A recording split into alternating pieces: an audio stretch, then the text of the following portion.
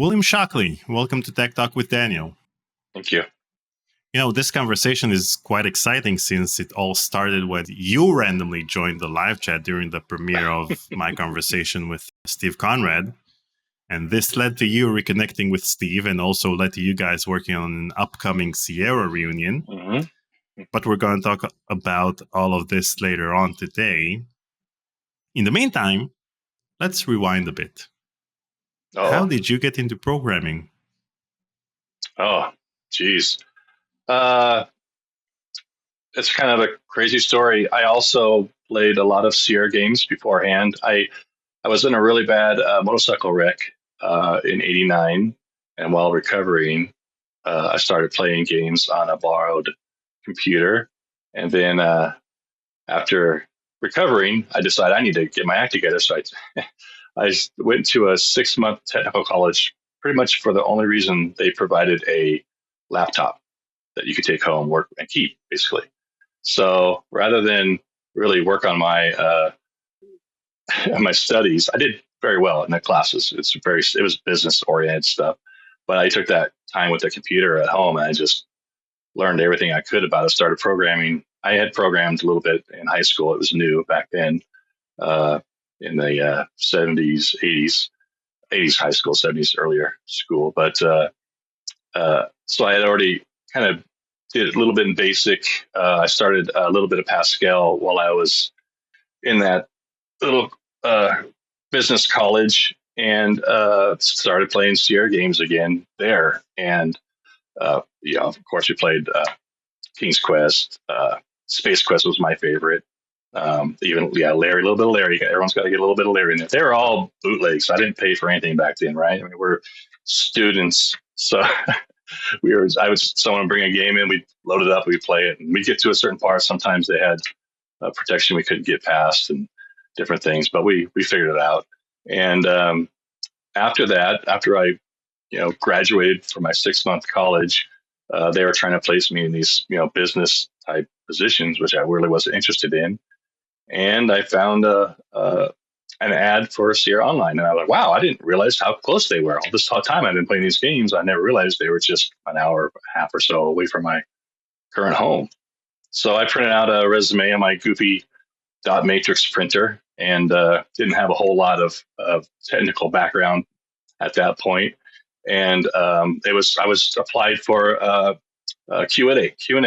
Oh my gosh, you get to pay to play games. How awesome is that? So surprise, surprise, I got the job, and I had to move all the way up to Oakhurst. And it's kind of neat. When I first came into Oakhurst, I've been a city guy. I mean, the cities I lived in the Bay Area weren't the biggest cities, but they were definitely not mountain or rural. And when I first drove up for the interview at Sierra, I remember you come up this big hill. It's called Deadwood, and you come back into town. You just see the whole town. It's just right there. It's kind of breathtaking. For a city guy, you come up there, you're like, wow.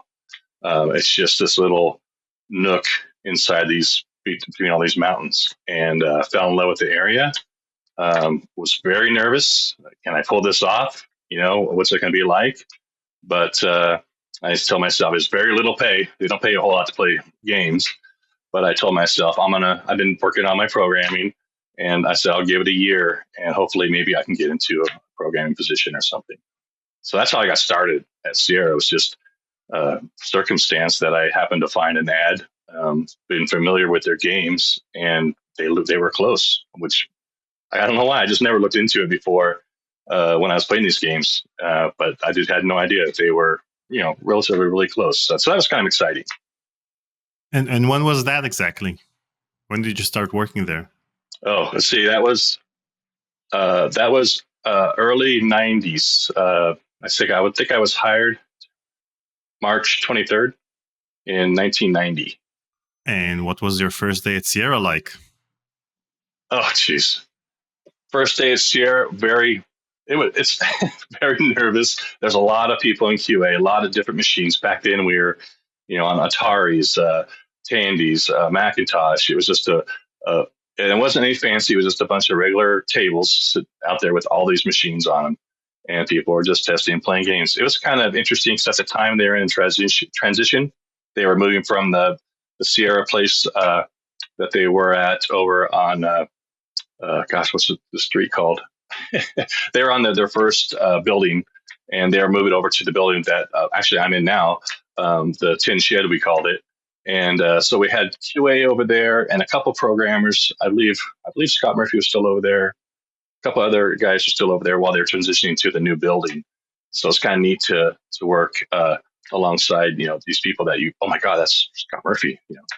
Holy cow, I can't believe he's right there. I talked to him. It's just crazy. You as a youngin, and they weren't that much older than me, but they were these giants in these games that I played, and it was really, it wasn't scary, but it was weird. It was uneasy, in a good way.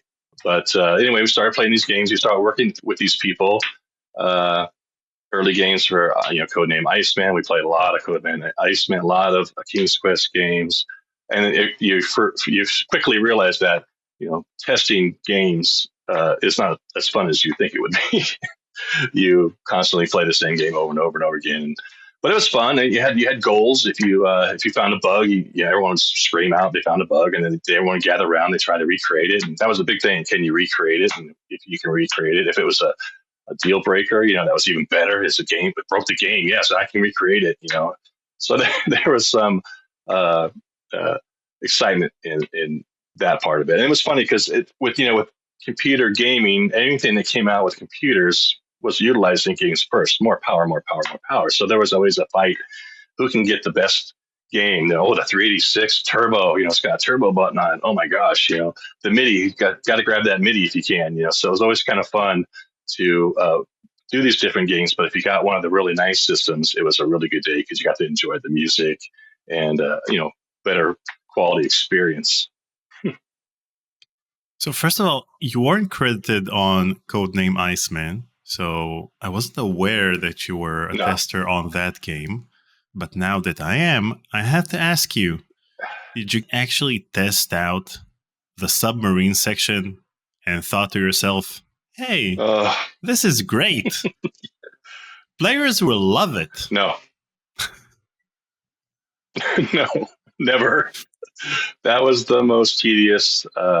We had, cheat sheets that we would have to write down to get through that and keep ourselves awake with jokes and everything else. But yeah, Iceman, that I specifically, it's funny you mentioned that. I specifically remember that part of that test, that game that was just really tedious and took a long time to get through. And I remember saying, there's no way that this, they got to do something with this. And they didn't. They just kind of left it in and left it. It was, I think that was Jim Wall's, maybe his first game.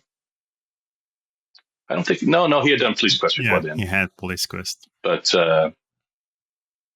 yeah, and it was different than Police Quest, right? Obviously, right? So it was an interesting game. Otherwise, I thought it was fun. But man, yeah, that subscene. Whew, there's a lot of games that for some reason until the early on they didn't subsection. Really, yeah, they didn't do a whole lot of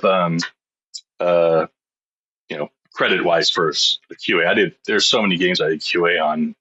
I think the only one I really did get credit on was Oil's Well because I was lead on that one. That was a lot of fun, but that was using a different. We didn't do that in house. That was someone that was doing it externally, and they would bring in new games, so we tried. So, but yeah, it was a lot of fun. I gave myself a year, and I said I worked on my programming, did a lot of Pascal. I didn't know anything about SCI yet. I just heard about it. I didn't get to see. I really didn't see much of it, but I was hoping that after a year they gave me a chance, and after a year came up, they gave me the chance, and that's the rest is history.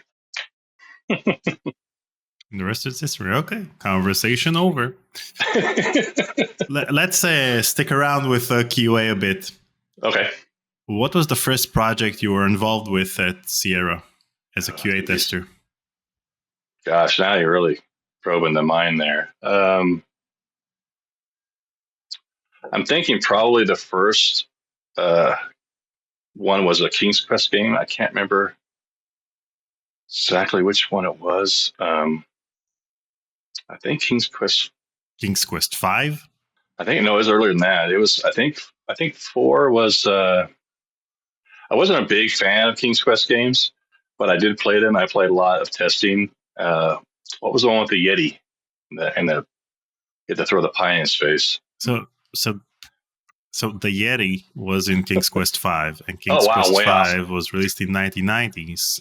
Oh So it only makes sense that you were testing oh King's Quest V. oh. Okay, I was close then. Okay, good. Yeah, yeah. 1990 was probably I probably came Now on you know. right. Yeah, right as they were trying to get that out. Which when they tried to get a game out, they threw everybody on it, and so that's probably my first game that I came on. Uh, wow, that was a while ago. But yeah, I remember playing a lot of that, a lot of that game for sure. And how exactly was the QA process at Sierra? Did you have playtesters play the game and inform you of the various bugs they encountered, or did you guys have to play the game in order to find bugs yourselves?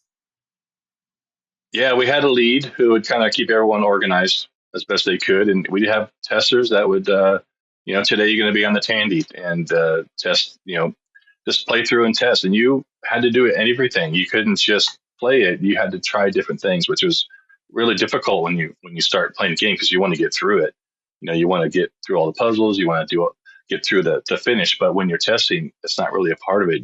They want you to try everything. So you're clicking. Actually, on that early part, I think you're trying to type everything and everything, trying to get responses that don't work, move them around. I think at that point they were both. I think you still could control with the mouse, but you still typed. If I remember right, I don't think they did fully point and click until later. And so there's all kinds of different aspects of it that you need to test, and it got into like a little game itself. You're in a game inside the game. You're trying to beat it, trying to find something that's wrong with it. And what you do is you'd write up a bug report. It'd go to programming. They would either fix it or send it back. And if cannot recreate, which was frustrating because as a tester, that's your badge of honor to find a bug. And so when he would come back, or a programmer would come back with a cannot duplicate, you go back and try to make sure you can duplicate it. Then you have to be specific in what it took to get that bug before they really take it seriously. And but they were pretty strong on fixing bugs. They didn't want to. The process back then isn't like today. If there was a patch that needed to be patched, they would send you a disk. There's no, I know. phone in and get a new one. And so they were trying to get the game out as bug free as possible. And to some extent, they would have to near the end, they'd have to write off which bugs are more important. Can they live with these, knowing that they're rare enough that it's not going to happen very often? But it was a neat process to get into the whole gaming community or gaming system of how everything works as a program. I'm actually really glad as a programmer I had that year at QA because I knew what they were thinking about. So as I programmed, I would kind of do that as well and kind of free bug test myself because I knew what they were going to be trying to push. I remember one time a guy put a pebble or a rock on the enter button, and then we went out on a break, and we came back in and it crashed, and we were all excited. Of course, we could never duplicate it again. But there was just goofy stuff like that. After trying so much different things, you would try anything. And I took it one time and I'd rub the keyboard on top of my head, and I got an error. Of course, I couldn't duplicate it, so it didn't matter. But when you're in that mindset and you're trying to find the bug, especially when it gets close to production, they're ready to ship this thing, and you can't find anything. So it's also a good thing and a bad thing, but you want to find anything you possibly could find to get it clean before it ships. But it was a fun process, and I'm so thankful that I had the opportunity to do that for sure. I always wondered if QA testers on point-and-click adventure games have to test out every object in their inventory with everything on screen. Because first of all, that's what most adventure game players do when they're stuck. They try everything in your inventory with everything on screen. So is this part of your testing process to make sure that the game won't crash in case we're performing this tedious functionality? Oh yeah, constantly. And that's to use an example. In Freddy Pharkas, later on when we did Freddy Pharkas, Josh Mandel had a a spreadsheet he had on the wall, but he wanted to make sure that when you clicked anything on anything, there'd be a very specific response. Because a lot of times when you click things on different things, it would give you the generic, oh, that doesn't work like that, or yada yada yada. Well, for Freddy Pharkas specifically, he wanted to have, if you clicked on anything, it would have a direct message to why you clicked on that. So that and testing, I'm sure that was pretty cool, because they would, you do that when you test, you click on everything and you mix things up and you try to combine things and see if you can get it not to say something that's not right, or to get it to blow up. So it's that's what you do. You try to do anything that you could possibly do that nobody would ever think of, because sometimes people think of that, and that's where the game stops. And it really, you as a gamer know, and I as a gamer know, if you get to a part in the game where you're invested and all of a sudden, boom, it drops, you're like, oh, save early, save often. That's what we used to always say.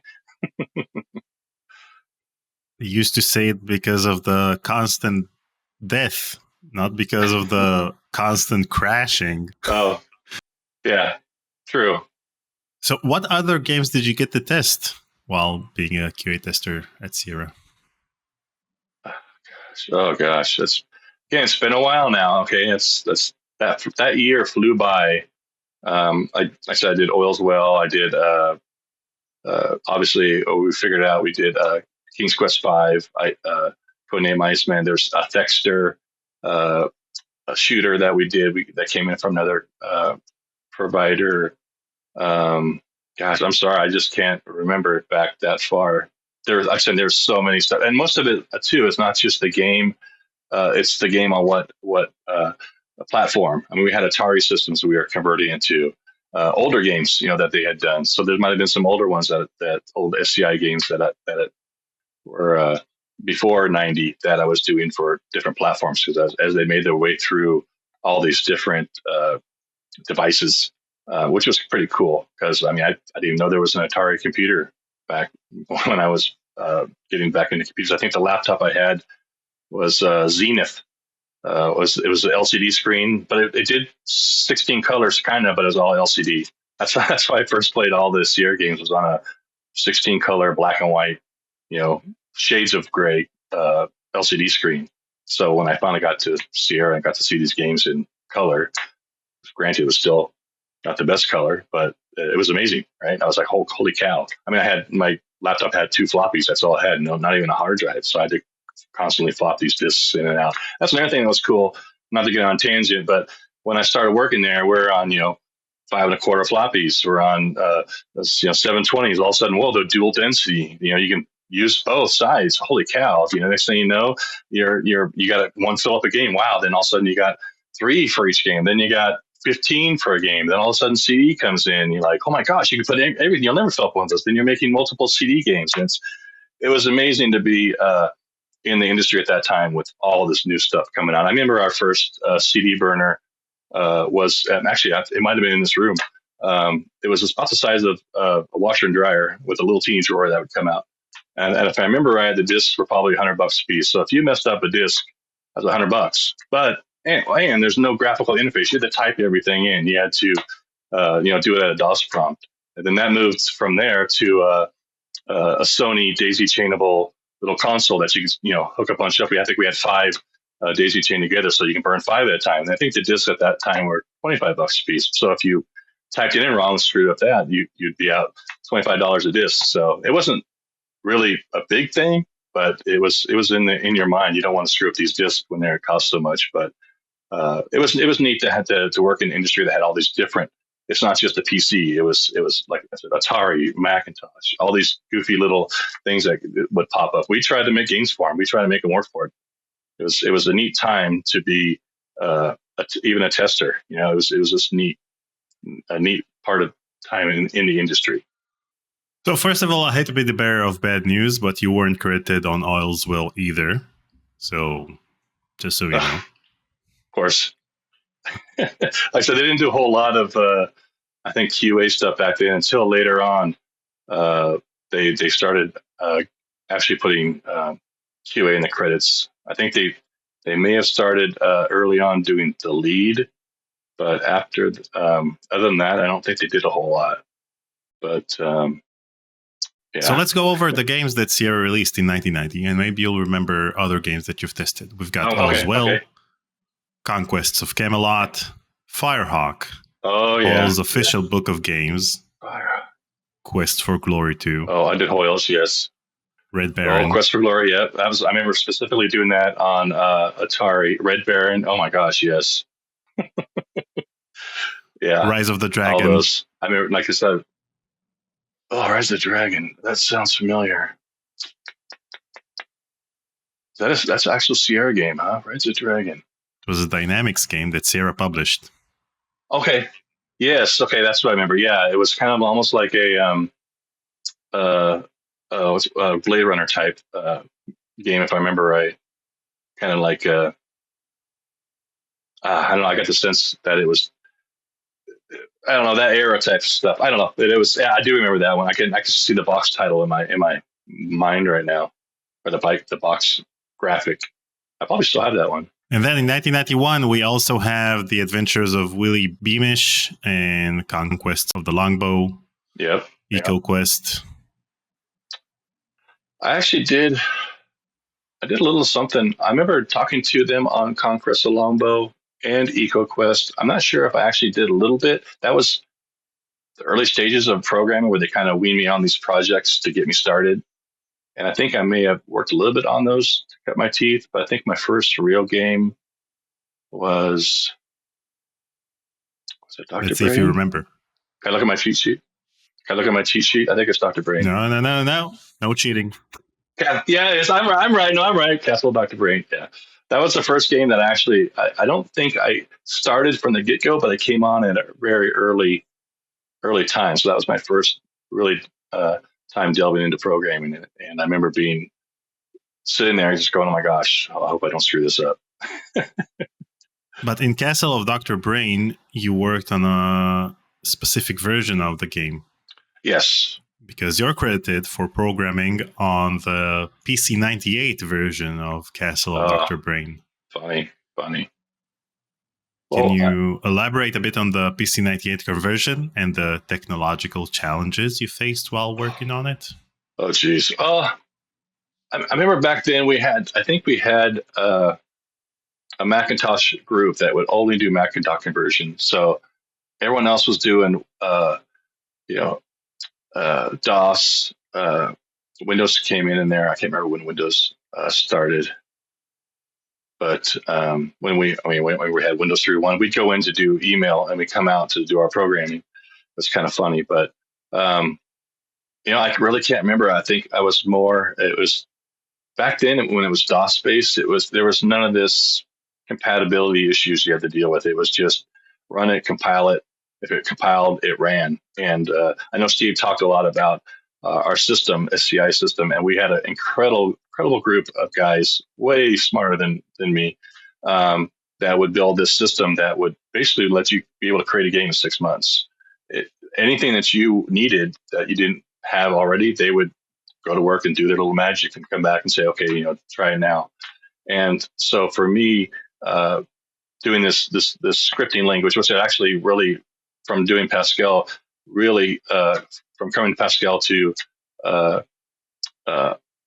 SCI, it was really easy. I understood it pretty simply, and I had never been like Steve Steve has a lot of a background in programming before this. I kind of just stumbled along just as interest. I didn't go to college. I went to a junior college for a year or two, and then that wasn't working for me, and then I just started programming.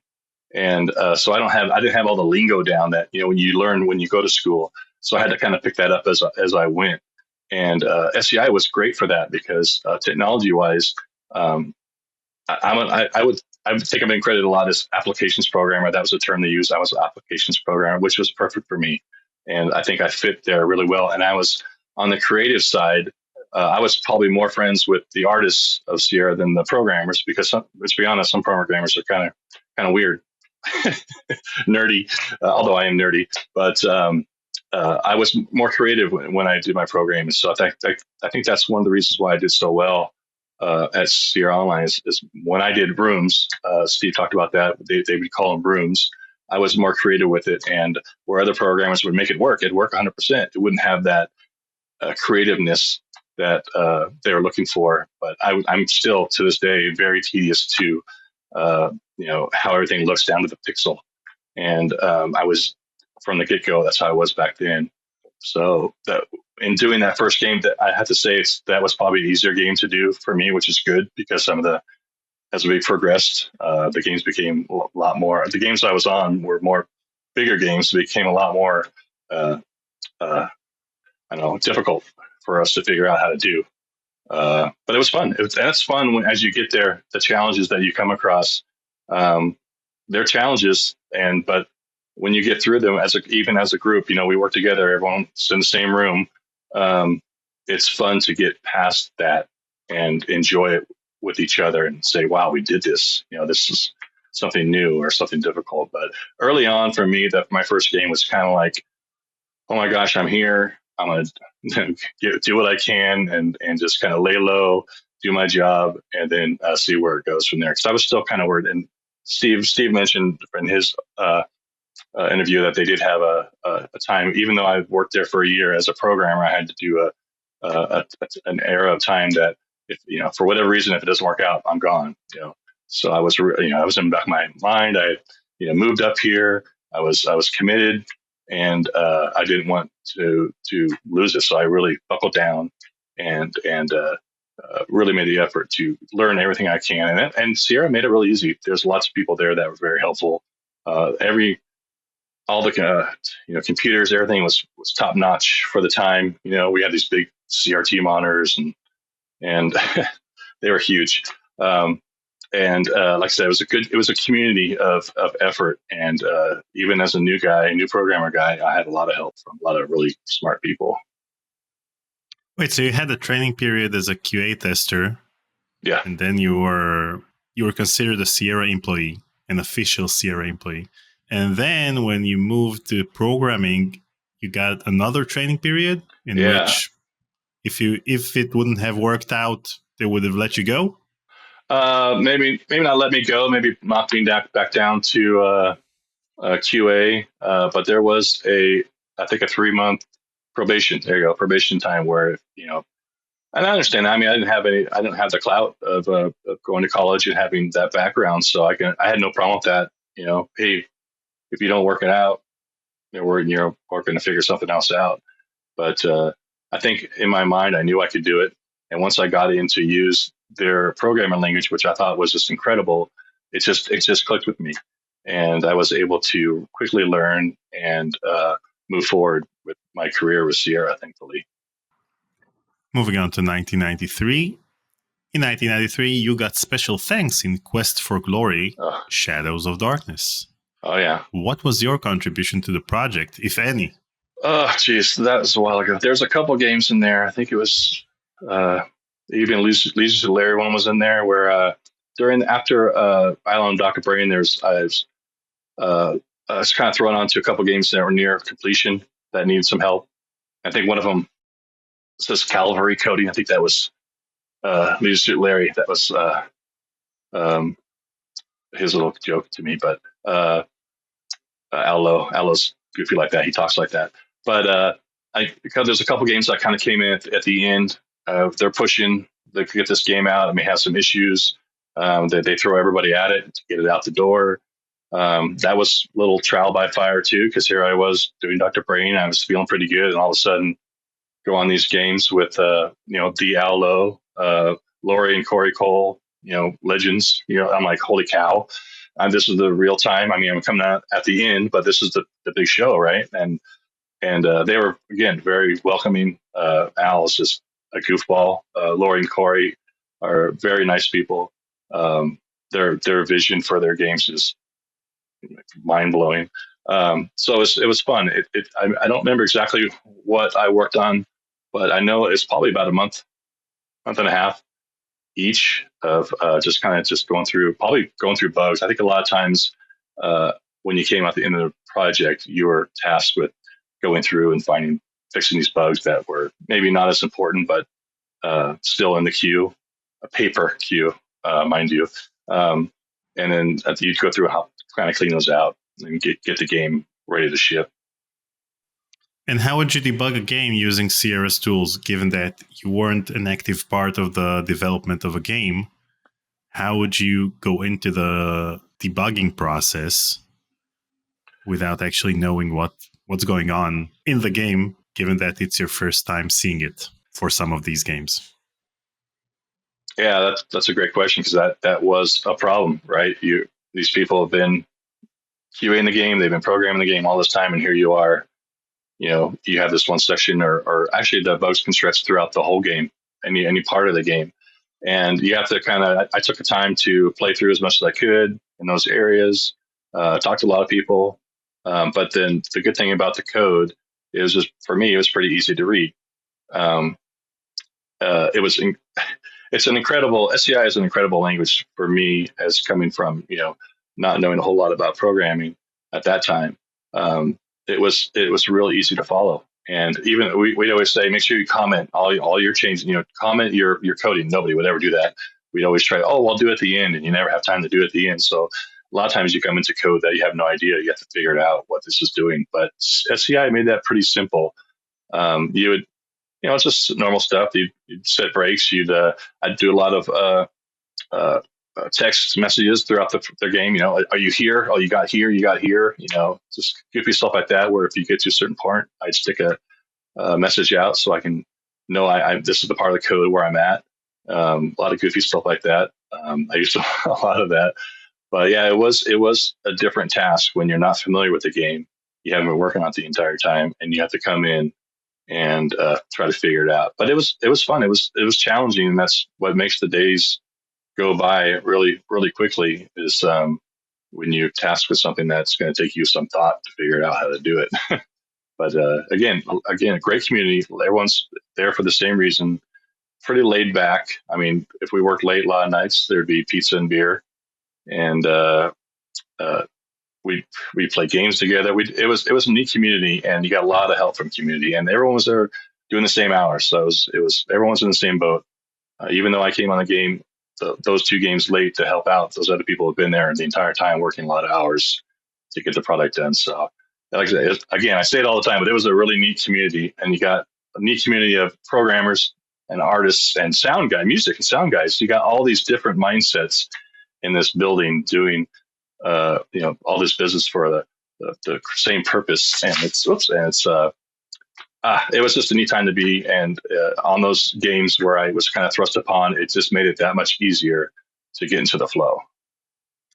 And given that SCI is a high-level programming language, meaning that you write most of the script in readable form and not low level or any type of assembly code. Mm-hmm.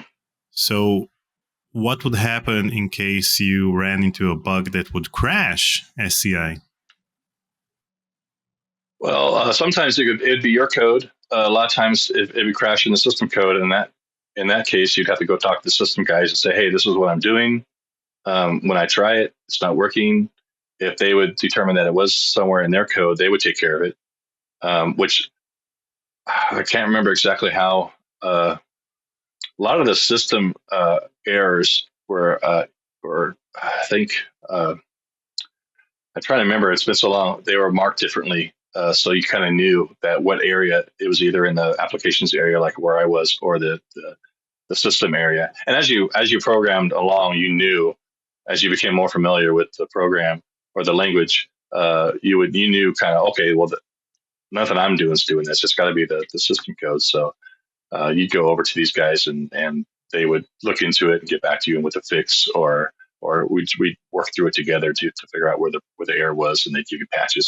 What's really nice about our system at the time is that you had to compile all this code where you can compile separate rooms or separate areas by yourself and keep it in your folder, but the game will read it, anything in that local folder. So you can test and do all the stuff locally and not screw up anybody else. So the way they did everything was amazing. Like when you'd get a patch disk from a bug you found, it's the same thing. They just throw those files in the root folder. The system picks it up. Use these files first, and then that's the same thing we used for our when we tested and programmed. So it was nice to have that ability to test things locally, but not bother anybody else.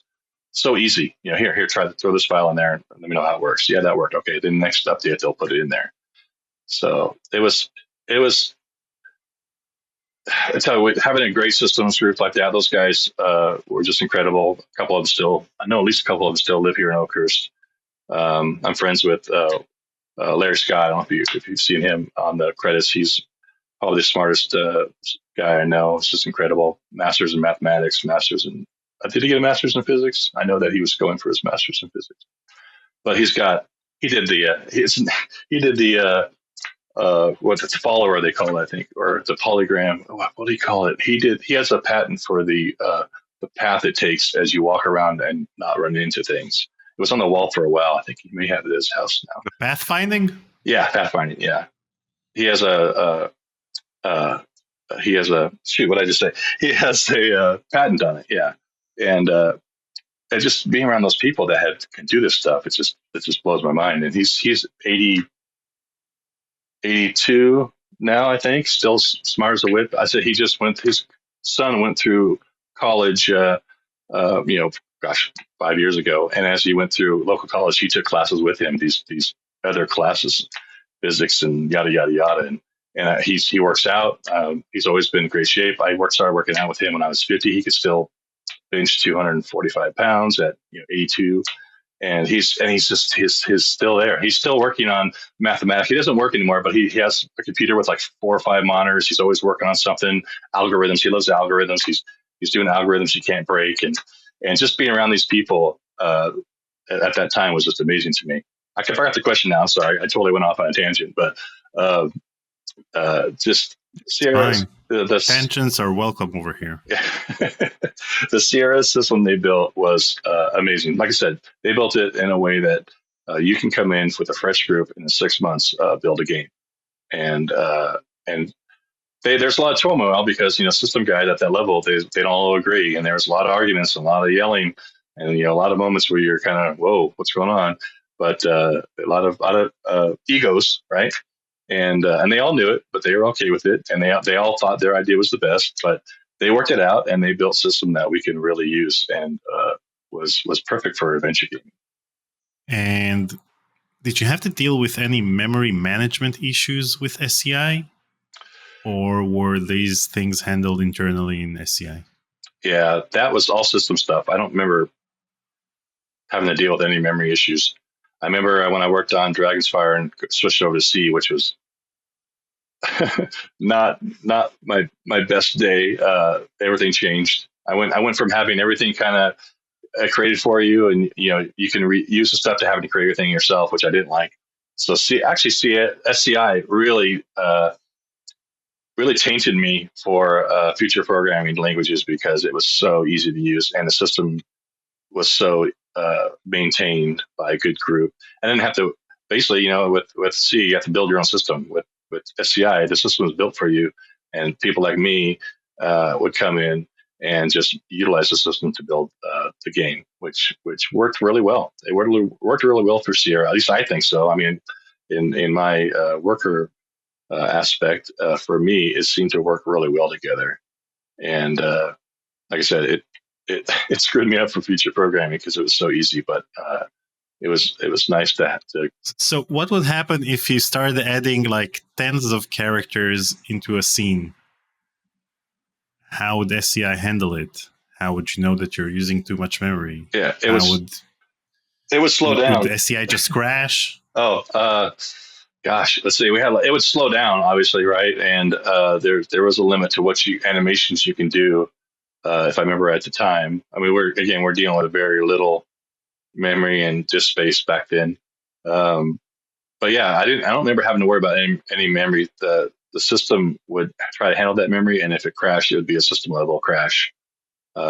So again, I'm trying to think, was that a real concern or not? I know that it would slow the room down if you had too much stuff going on, but I don't think it was a memory issue as much as so yeah, I don't think I don't remember having a whole lot of memory issues. The system seemed to take care of that pretty well. It was mostly just overuse of resources that would bring it to a slow or crash if you had too much. So yeah, I guess it would crash. It would probably run out of memory if you put too much stuff in there, but it would definitely slow down enough ahead of time to let you know, whoa, this isn't going to work. We got to do something else. before that would happen. Also in 1993, Lost Secret of the Rainforest was released. Oh, yeah. And Lost Secret of the Rainforest is one of my favorite Sierra games because it's the first Sierra game I ever finished. And in that game, you're credited for additional programming. Can you elaborate a bit on the parts you worked on? Oh, gosh. You know what? I don't think I ever finished that game. That's another game I kind of came in on at the end. I know specifically that I was doing bug reports only on that game. So I don't really have. I know it's your first game. I'm sorry to spoil your time here, but I don't really remember a whole lot about that game other than I'm pretty sure I remember that it was pretty much a bug resource programming for me, where I don't even think I played through the game. It was beautiful though. For the time, I thought it was beautiful what I was seeing, but I just didn't have the time to get through it at that point. Because I think what did I go on to after that? Freddy after that? I think I went to Freddy after that, and that ramped up pretty quick. So honestly, I don't remember a whole lot about. So you also have in 1993, you mentioned Leisure Suit Larry 6, Shape Up or Sleep Out, where you're credited for cavalry coding. Yeah. Now, in my conversation with Allo, he talked about cavalry coding. And I asked him about his cavalry coding in King's Quest because I thought that maybe he actually coded some cavalry in the game. But instead, he told me about the aspects of cavalry coding at Sierra. So I'd like to hear it from you. Can you explain the aspects of cavalry coding and talk about the parts of the game you actually contributed to? Oh, man, I don't think you asked Steve all these direct memory questions because I don't really think about all these.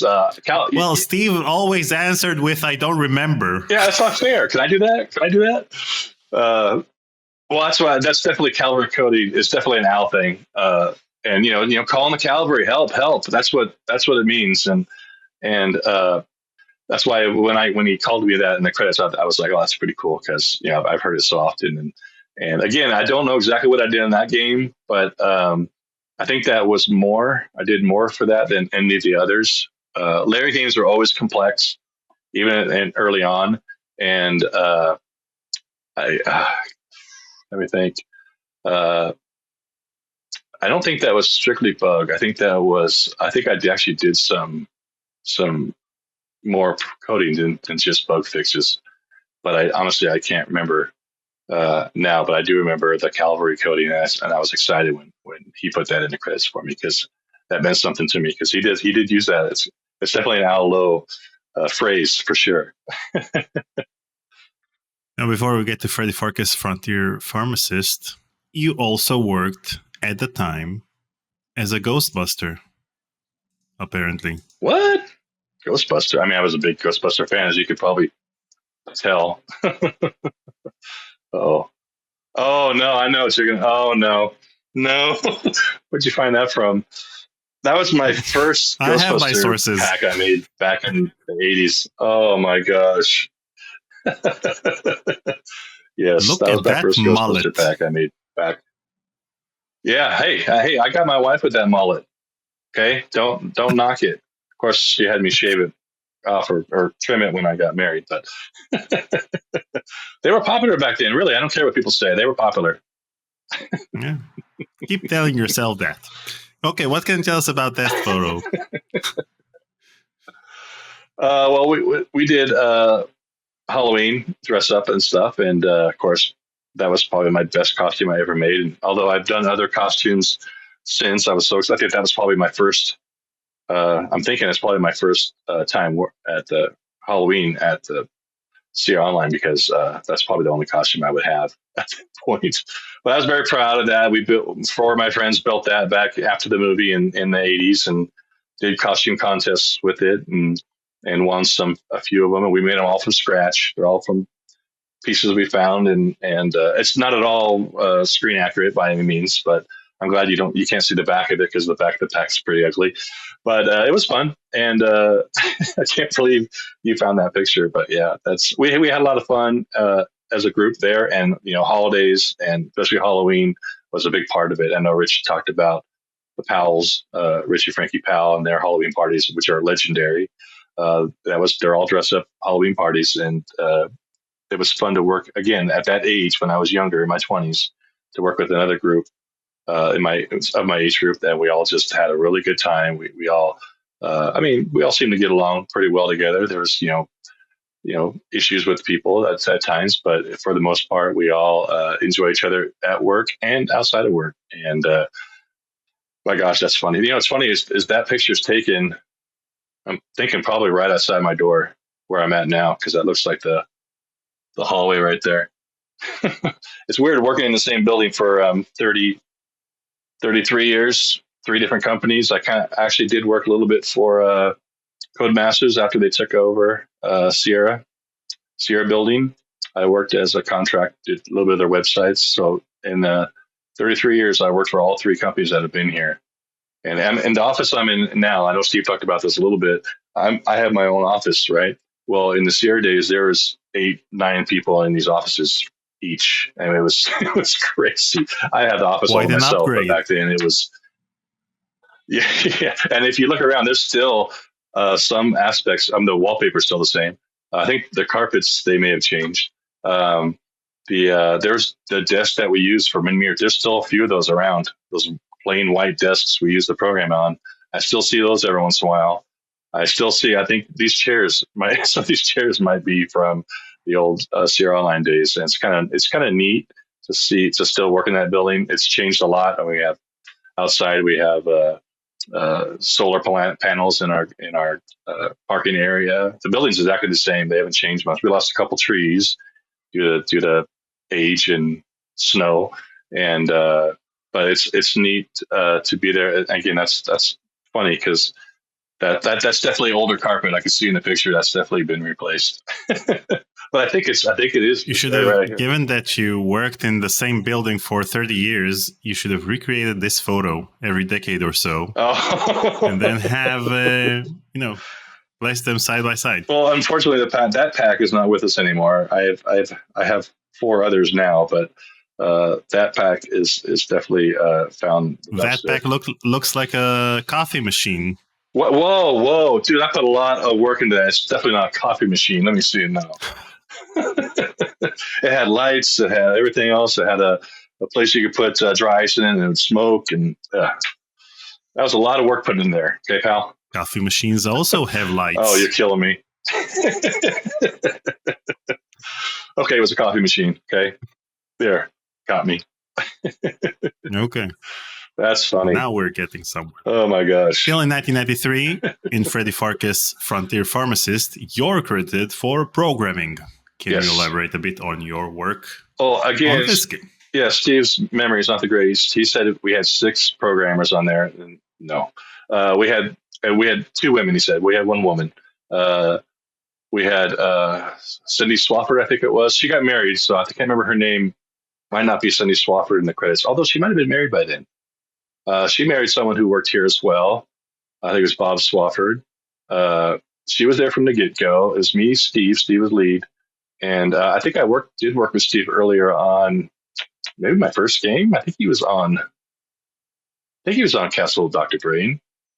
But this is the first time we actually worked together where, we communicated, he was the lead. And that was really fun because that started from the get-go was a group effort. We all got together. We all discussed things. There's things in that game from everybody, and it stuck. Things that people said stuck. I think having Freddy on the sunset of Half Dome was my idea, and so Freddy. I'll go. I'm going to really go off on Freddy because I really love Freddy. Freddy Pharkas was a turning point for a lot of things. We did a lot of things in that little game that had never been done before. I believe the sepia tone changes hadn't been done, the palette changes, but we had a 7 or 8 panel scroller along the main street of Course Gold, and that's never been done before. That was amazing. And the funny thing is that I can't remember. I don't know who has that now, but it was on framed and on our wall for a long time. I think Josh Mandel might still have that. The actual paintings that they used for this, because they used to paint the backgrounds. They had people that would actually be artists that would paint. It's really amazing. And we'd animate over that, of course. But there was a lot of fun. We had a lot of really the artists in there. We're all friends. We all hung out. It's a bummer. I feel horrible now because I left them at home. But Steve talked about taking pictures out for Freddy Pharkas out at this Western town, and I have those. I have all those pictures. I dug them out that day that I saw his article, and I was going to bring him, and I left them at home. But I still have them. Oh, man. Okay. Yeah. I'll get him to you, though. I'll get him to you. Our time is up. But it's got Al Lowe with it, and he's right. He had some kind of Mickey Mouse gloves on. I don't know what. You never knew with Al. And we all just had these goofy mustaches and the best we can do at country. I think I had a plaid shirt and jeans on, and we shot these goofy aspects. I think one of them's in the back of the box. I think I can't remember where they used a couple of them, but I think there's definitely, and I didn't get out any of my old games either to look at. Horrible. Shame on me. But I think they used either used on the back of the box or in the pamphlet that came with it. So, but they didn't use a whole lot of. We took a lot of pictures that day, but it was a fun group, and we all had fun doing it. And like I said, it was a kind of really group effort, and I put a lot of Easter eggs in there. And one of my favorite movies at the time was Evil Dead, and I wanted to put there's some boards in Freddy's. His business there. I can't think of the name. His pharmacy, and there were some boards there that reminded me of when the gal coming out of the floor in Evil Dead. So I had Karen Nestor at the time. I think Karen. She wasn't Karen Young yet. I think she was. No, she was. Maybe she was Karen Young. Maybe she wasn't Karen Nestor yet. She made a really cool animation where this little ghoul came out of the ground, and it's so much fun to have that part of the game where you build this game, but you can put your own little secret things in there, and you don't tell anybody about it. But then all of a sudden, these nuts on the internet find them, and years later, like you found Steve's telephone number, that which is pretty hilarious. And I remember that. Steve doesn't remember it, but I remember that. I remember telling him that's not a good idea, but but your own telephone number in there. But yeah, gosh, King's Quest or not King's Quest, Space Quest. We have a lot of Easter eggs in there. But Freddy was fun. It was my first in from the ground level. Here we go, day one. This is the game we're building, and having such a great group. It was a small group. 3 programmers on a game is pretty small, but it was so much fun. And working with Josh and Al was amazing. Like I said earlier, Josh, I don't know if it was his first game as well. It might have been his first writer credit. He wanted to make it special. He had a grid of no matter what you clicked on anything, there was a text for it. And when I remember me and Steve, after we did Freddy Pharkas, they asked us to do convert to CD version because they wanted to get that out with voice actors. And we did that after hours of our normal stuff. And they were going to give us so much money to do it. And I remember when they got to doing the audio for those, they didn't do them all because there was so much text back and forth. They just didn't want to spend the money on doing it. So a lot of all those text-based responses of clicking objects on different things didn't make it into the CD version, or didn't make it audio in the CD version. Oh, I'll tell you a little tidbit about little things about Freddy Pharkas. I'm not sure if been out, but I'm the voice. I'm the one that goes yeehaw at the very beginning. Wow. I remember when they asked me to do that, I got in the sound room and they told me to do a yeehaw, and I had done it real loud, and they didn't have their level set, and they blew their eardrums out. And then I was also, every time you get a point and it says score, that was me, because for some reason that was my thing. Score. I don't know, the old days with, I think at the time, what was it? Wayne's World was popular. I mean, me and Steve watched a lot of goofy movies, and so when I would say score a lot, I guess. So we put that in the game. So every time I get a point, I hear myself say score. So that was fun. It was fun to be able to put your own stuff into the game and then actually use it. You put things in thinking it's going to be temporary, and the next thing you know, it's in the game for eternity. And that's where everything started with Freddy Pharkas, where I really had a lot of fun. Working with Steve and Cindy was fun. Steve's a great guy to work with. They say lead programmer, but it's not lead programmer. He does the lead programming aspect of it, but there's no boss. He's just a really good guy to work with. Everyone's friends. We all work together, And that was my first game where I really felt that camaraderie from the get go, and I don't know how well it really did, but it sure was fun making it. And after playing it and working on it so long, I still one of my favorite games. I think it's a really neat story. I think it's fun how they tied kin and other people in, and it was, I don't know, it was a fun experience from the get go, and fun uh, uh, to remember all that stuff, all that fun. And listening to Steve when you interviewed him earlier just reminded me of how much fun we had doing that game. It was a pleasure for sure. And how soon after the floppy version shipped did you start working on the CD version? I think almost immediately, because it's funny. So I met my wife relatively soon after Freddy Pharkas, and I remember we didn't go on our first date for a while because I was working every night, and to the point where she was about to write me off. So thankfully, I was able to get my everything back in gear.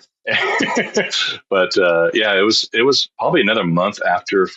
It was probably a couple of weeks after Freddy Pharkas, but it was at least another month of work after hours every night, converting all that audio over and getting everything working properly. And another funny thing is I was trying to remember back. I did a lot of time in foreign language conversion where I worked in that department, but I can't remember what years I worked in there.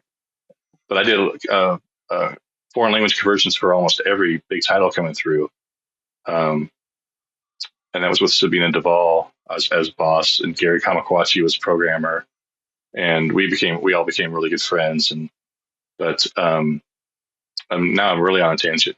But it's funny because they used to give you a game for every time you worked on a game. They'd give you free copies. So I had all these Macintosh, Atari, all these different copies of these games from different languages that were sealed because I never opened them. And I did get rid of a lot of those in the last 10 years or so, but for years I've had these. What did you do? Did you sell them on eBay? Games that I've never opened. Yeah, no, I sold them to people on fans on Facebook. At the time, I was bigger on Facebook and on a couple more groups. And there's a couple of big box collectors, they call them, that want these things. And I think I was. Wasn't looking to make $1 million on them. I just they would just offer me stuff for them, so I would pick it.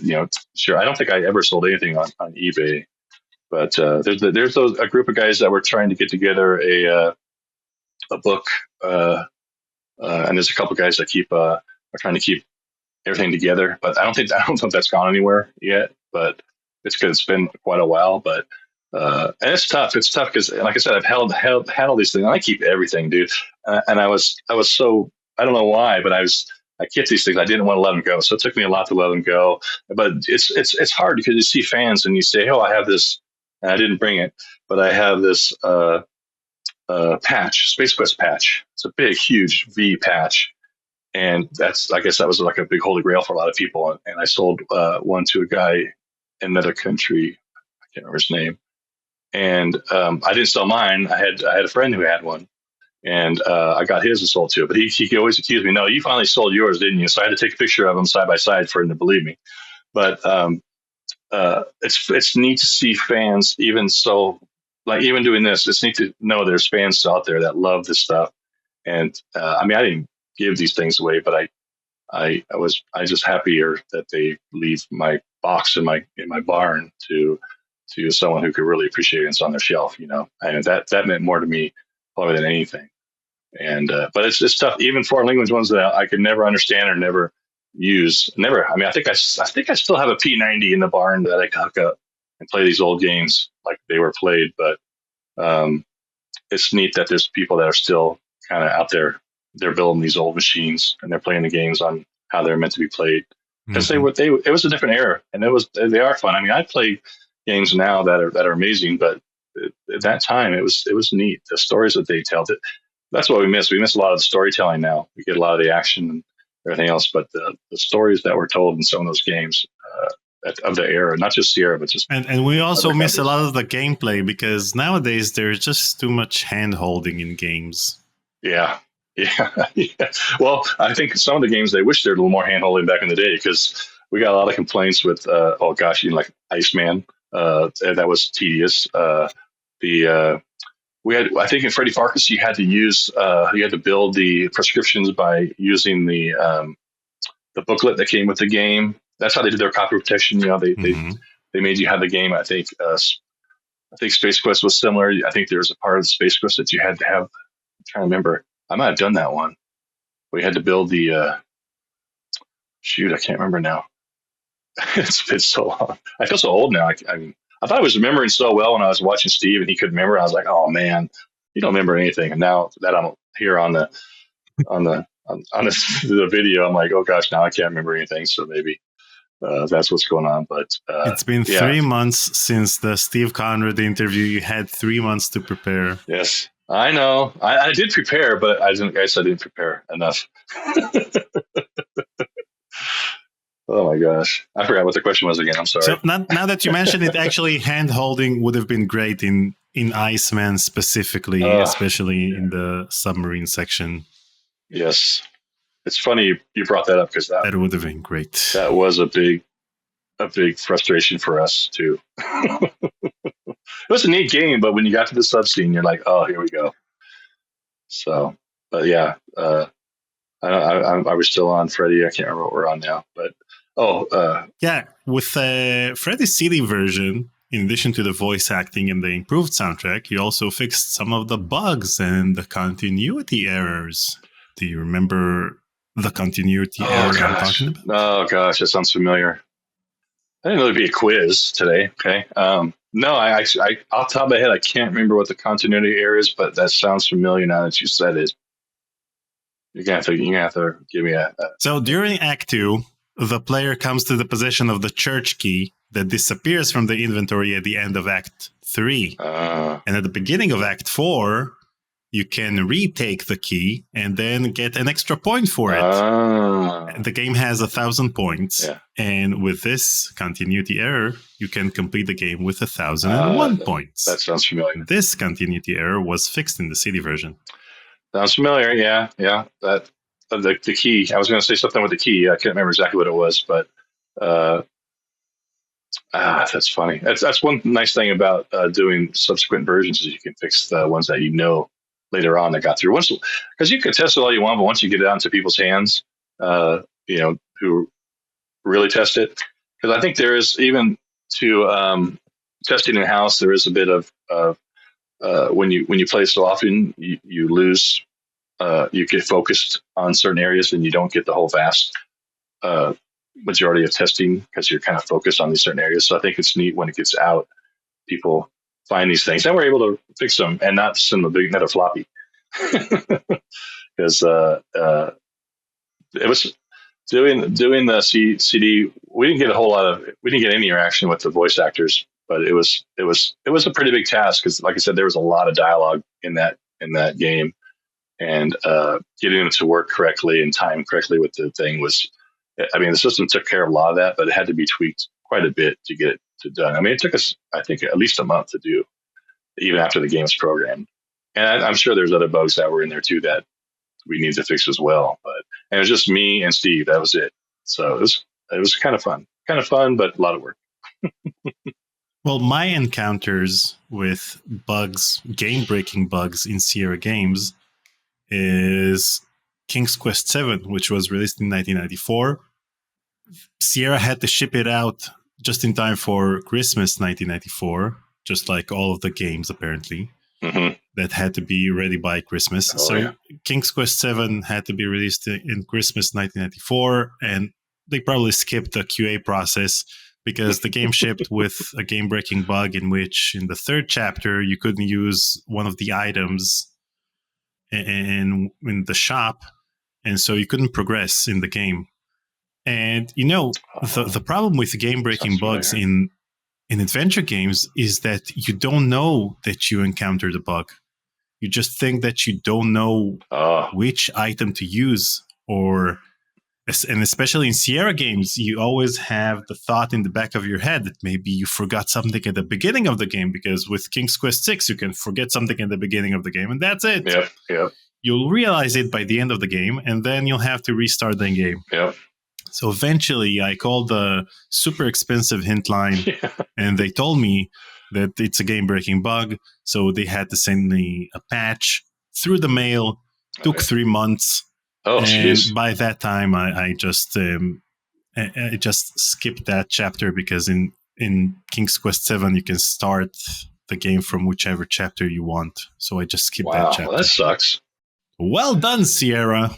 Yeah. I know Christmas was a big part of it, and it's funny because you think that you'd get the game out before Christmas and you would be able to enjoy Christmas with your family. Where no, it's once they get the game out, they're busy fixing the bugs for a patch, and they're not against shipping with known bugs, but usually if it's a game breaking bug, it's a deal breaker. They stop it, showstopper, and they try to get that fixed. So that getting out, that's pretty crazy. So I'm sure they were working hard through Christmas trying to get all that fixed up, and it's not as bad afterwards. They put a smaller crew on it, programming crew. Like you may have, I'm sure King's Quest had quite a few programmers on it. They probably buckled down to 1 or 2 people that would take care of everything. So it wasn't too bad, but that's a bummer because I remember something about that back in the day, hearing about that and thinking, here's all these people that got this, like you, who got this game, and all of a sudden, boom, they cannot get past it. There's not a workaround. There's always a workaround. No, there's no workaround for this one. This one's a game ender, and these people paid all this money, got it for Christmas, and they're stuck. And I didn't know you had to wait 3 months. I thought they were a lot faster than that. But well, don't forget they had to ship. You're in Israel. Were you in Israel at the time? Yeah. Okay, that makes a little more sense. Shipping back then, I think, was a little different. So it took a while. Yeah. Wow. Sorry. So they had to release 3 versions because the original version, which is the one we got, because usually with localized boxes, the game itself wasn't translated to Hebrew, but the big box was localized to Hebrew. So they'd get the first version ahead of time so that they'll be able to release it simultaneously in the US and over here. Gotcha. And so the localized version was the first version with a game-breaking bug. Oh. Because in the US, if I remember correctly, there was the first version, and then like a couple of weeks later, even in the holiday season maybe, they released the same version on CD with a floppy disk with a patch inside. Yeah. And a year later, they released version 2.0. It had entirely different cover art, and they fixed all of the bugs, and they just released their thing as King's Quest 7 version 2.0. Yeah, let's see here. I understand that because I know that they outsourced all the duplicating. I think it was Bay Area. And so they had all those disks duplicated. They weren't going to go back and reduplicate one disk to fix that bug. They're just going to throw you a patch in there. So that was kind of funny. I remember one time they had issues. Something went bad in the duplication, and they needed someone to drive Ken Williams' truck with this big piece of equipment down there. I volunteered for some strange reason.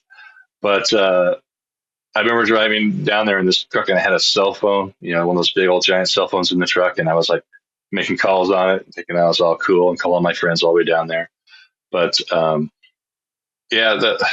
always thought it was strange that they just wouldn't put a new version out there with the patch already in it. But then I realized, these things are duplicated on such a giant scale that replacing that one disk and all this, I guess they have to replace the one disk, but I guess trying to get all that done, I don't know. It was way over my pay grade, but that's funny that they probably shipped yours out before they found the bug, fixed it in the US version. Is that what you're saying? And then, so you guys, gotcha. Yeah. Wow. Yep. That sucks. Thank you for that. And you get a patch for 3 months. Wasn't intentional. Okay. How old were you when you got that?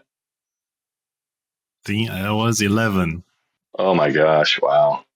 So I learned about beta testing and game-breaking bugs as early as 11. You were an early beta tester. Yeah. Yep. Now, since we're in 1994, in 1994, the Space Quest Collector's Edition was released, and on that CD, there's a skit called Current Inside Copy, Space Quest Behind Closed Doors. Now, you appear in that skit as someone who's auditioning the next guy from Andromeda. Let's watch that skit. Oh, no. Okay. Next. Yes. Because I want to grow both personally and professionally. Yeah. That's Chris. Next. Chris Willis, good guy. Look at that mullet. That's funny. I think the next guy is my roommate at the time, Neil. Yeah. Yep, that's my roommate. That guy's your roommate? Was your roommate? Yeah, right in the middle. Yeah, Neil Matz. Yeah. Man, that seeing the mullet again from that angle, that was a lot of hair, a lot of curls. But remember, that's how I got my wife. She fell in love with the mullet. So just remember that, guys. Yeah. So what can you tell us about that shoot? Oh gosh, that's been a while. That was fun to shoot. Everyone from in-house. It was, all us trying to do it, and you can tell how great actors we are. I think the reporter on that was Barry. He's an artist. He was the guy walking around with the mic and being goofy. Barry T. He's Smith. always pretty goofy. Yep. Good guy, good friend. One of the guys we hung out with. Another thing about Space Quiz was everyone on there was a lot of people I hung out with. So we get to work with the people you hang out with outside of work too, which is great. But did I say King's Quest again, or is it Space? I meant Space Quest. I never worked on a King's Quest game, programming wise, anyway. But Space Quest, that was my dream, man. I had so much fun with Freddy Pharkas, but man, when we heard about Space Quest 6 coming back, because they had left, 5 had went to Mark Crow, a whole different world, and when we found out we were getting it back, and Scott and Josh were going to be doing it, I wanted on, and I went to Scott and I said, I want to be on board. And it was a while. It took a while to get everything lined up to get that game rolling. But I think it got rolling and then it got shut down, if I remember right, and then it got rolling again. So that might have been the time when I was doing foreign language conversions. But when it got back up again, I was asked to join, and Steve was going to be lead on that again, which was awesome. And worked with a lot of really good programmers back then, a lot of good artists, and unfortunately Scott left early on. No, I'm sorry, Scott was there. Josh left early on, and everything kind of was a little scary for everyone. But because I think Scott was a little leery of doing it all himself again. But I think a lot of it was still Josh in there. There's a lot of Josh's writing there. A lot of it was Scott's writing, and I think Scott really stepped up and filled in the gaps with as we went along. And it was another great project to work with a lot of Easter eggs in that thing. Yeah, we're going to talk about the Easter eggs, and we're going to talk about Space Quest 6, but we're still in 1994. Oh, sorry. In the shoot I'm sorry. current inside copy. Oh, the shoot for it. Oh, yeah. That's right. That wasn't Space Quest related. That was just because Scott was in it. What was that? What game was that for? That was the Space Quest Collector's Edition. Oh, gosh. Okay, yeah. I don't really remember much about that. I've watched it many times. I think I have a copy of it. Digital on my hard drive at home. Yes, I still have a hard drive with stuff on it at home. I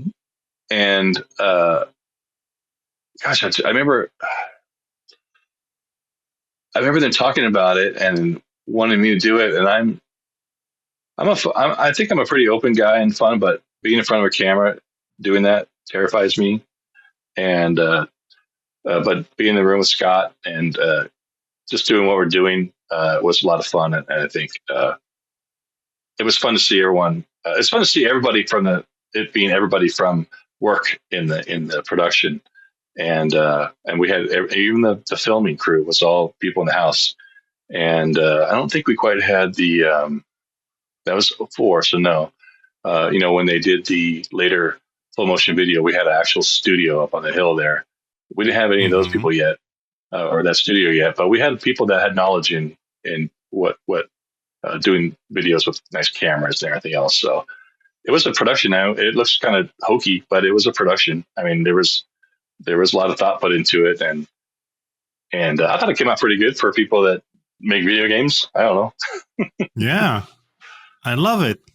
Yeah, I still watch it from time to time, and the way that Barry T. Smith the narrator pronounces Barry T. Smith's name has been imprinted on my brain. And so recently, when I watched the video, I went and looked Barry T. Smith on Facebook, just because I remembered his name from that video. Yep. It was fun, and everybody was having a good time, and it's just fun. That video and it just shows how fun working at Sierra was, because all those guys were just fun. They're all jokesters. Barry is probably the biggest jokester. Actually, Barry, I think he did a little bit of stand up for a while, or tried to do a little bit of stand up for a while. But he was always the jokester, and it's just seeing these people that you would never think would be able to do these little acting things was pretty funny. I mean, from Low, I think he even had Roberta in there. I think Roberta was in there, right? Did she make a little statement about? Yeah. So it's kind of fun to have people at every level involved, and it was just really fun to make. And gosh, I had forgotten about it for a while, and I think I had cracked open I had my copy and I had found it and enjoyed watching it, and then ripped it off and put it in my archive. But yeah, it was funny. I'd forgotten about it for a while, and it was really fun to see it again, because just memories of that. And that mullet too, beautiful. Come on, that was beautiful. Yeah, amazing mullet. Well done. Oh my gosh. Also in 1994, you're credited as the Freddy Pharkas demo programmer on Leisure Suit Larry's Greatest Hits and Misses Collector's Edition. Yeah. What can you tell us about the creation of that demo? I think I'm trying to think if that was just me and Steve at the time. I can't remember if Cindy was on it yet, but they always like to do little demos. I'm trying to think. Freddie Pharkas might have been one of the first to do actual. Like Josh liked to do this. He did actual game within it, like not just a video of the game. He actually built a game with a whole different story that had nothing to do with the story. Same thing with Space Quest 6. And it was fun because you get to wet your feet and see what's going to work and what's not going to work. And again, working with Josh, incredible writer, hilarious comedian, really good guy, the best man at my wedding. And it was neat to yeah, I know, right? It was neat to do something different. I mean, here we're going to do a little mini game, and a very small little mini game, and we're going to stick it in this to drum. I don't know if they were worried that Freddy Pharkas is kind of a strange title. Here's an old Western that happened in Coarse Gold. No one knows about anything about Coarse Gold or any of that stuff. But I don't know if they thought they needed a little help to get it out there. But and I don't really know how well Freddy Pharkas did financially, but it was, I think, one of the most interesting games of its time, because everyone's doing King's Quest, but all these different games, but Freddy Pharkas was totally new. It wasn't a sequel. It wasn't a redo, because they were doing a lot of that too. They're doing a lot of newer 256 color remakes of older games, and it was neat to do something that was brand new and no one knew anything about it. And doing the demo for it, I'm almost positive it was just me and Steve at that point, and we weren't a full. I don't know if we were a full team yet at that point. Steve probably doesn't remember anything, so I can't ask him. But I'll have to find out exactly if I remember correctly or not. But it was always fun to do those, like even for Space Quest, these little, like I said, these little demos that are actually little games that are set aside from themselves. I think we even did we release a Stooge Spider standalone? I can't remember. I think we might have. That's a little demo too, but it's been way too long. Can't remember exactly.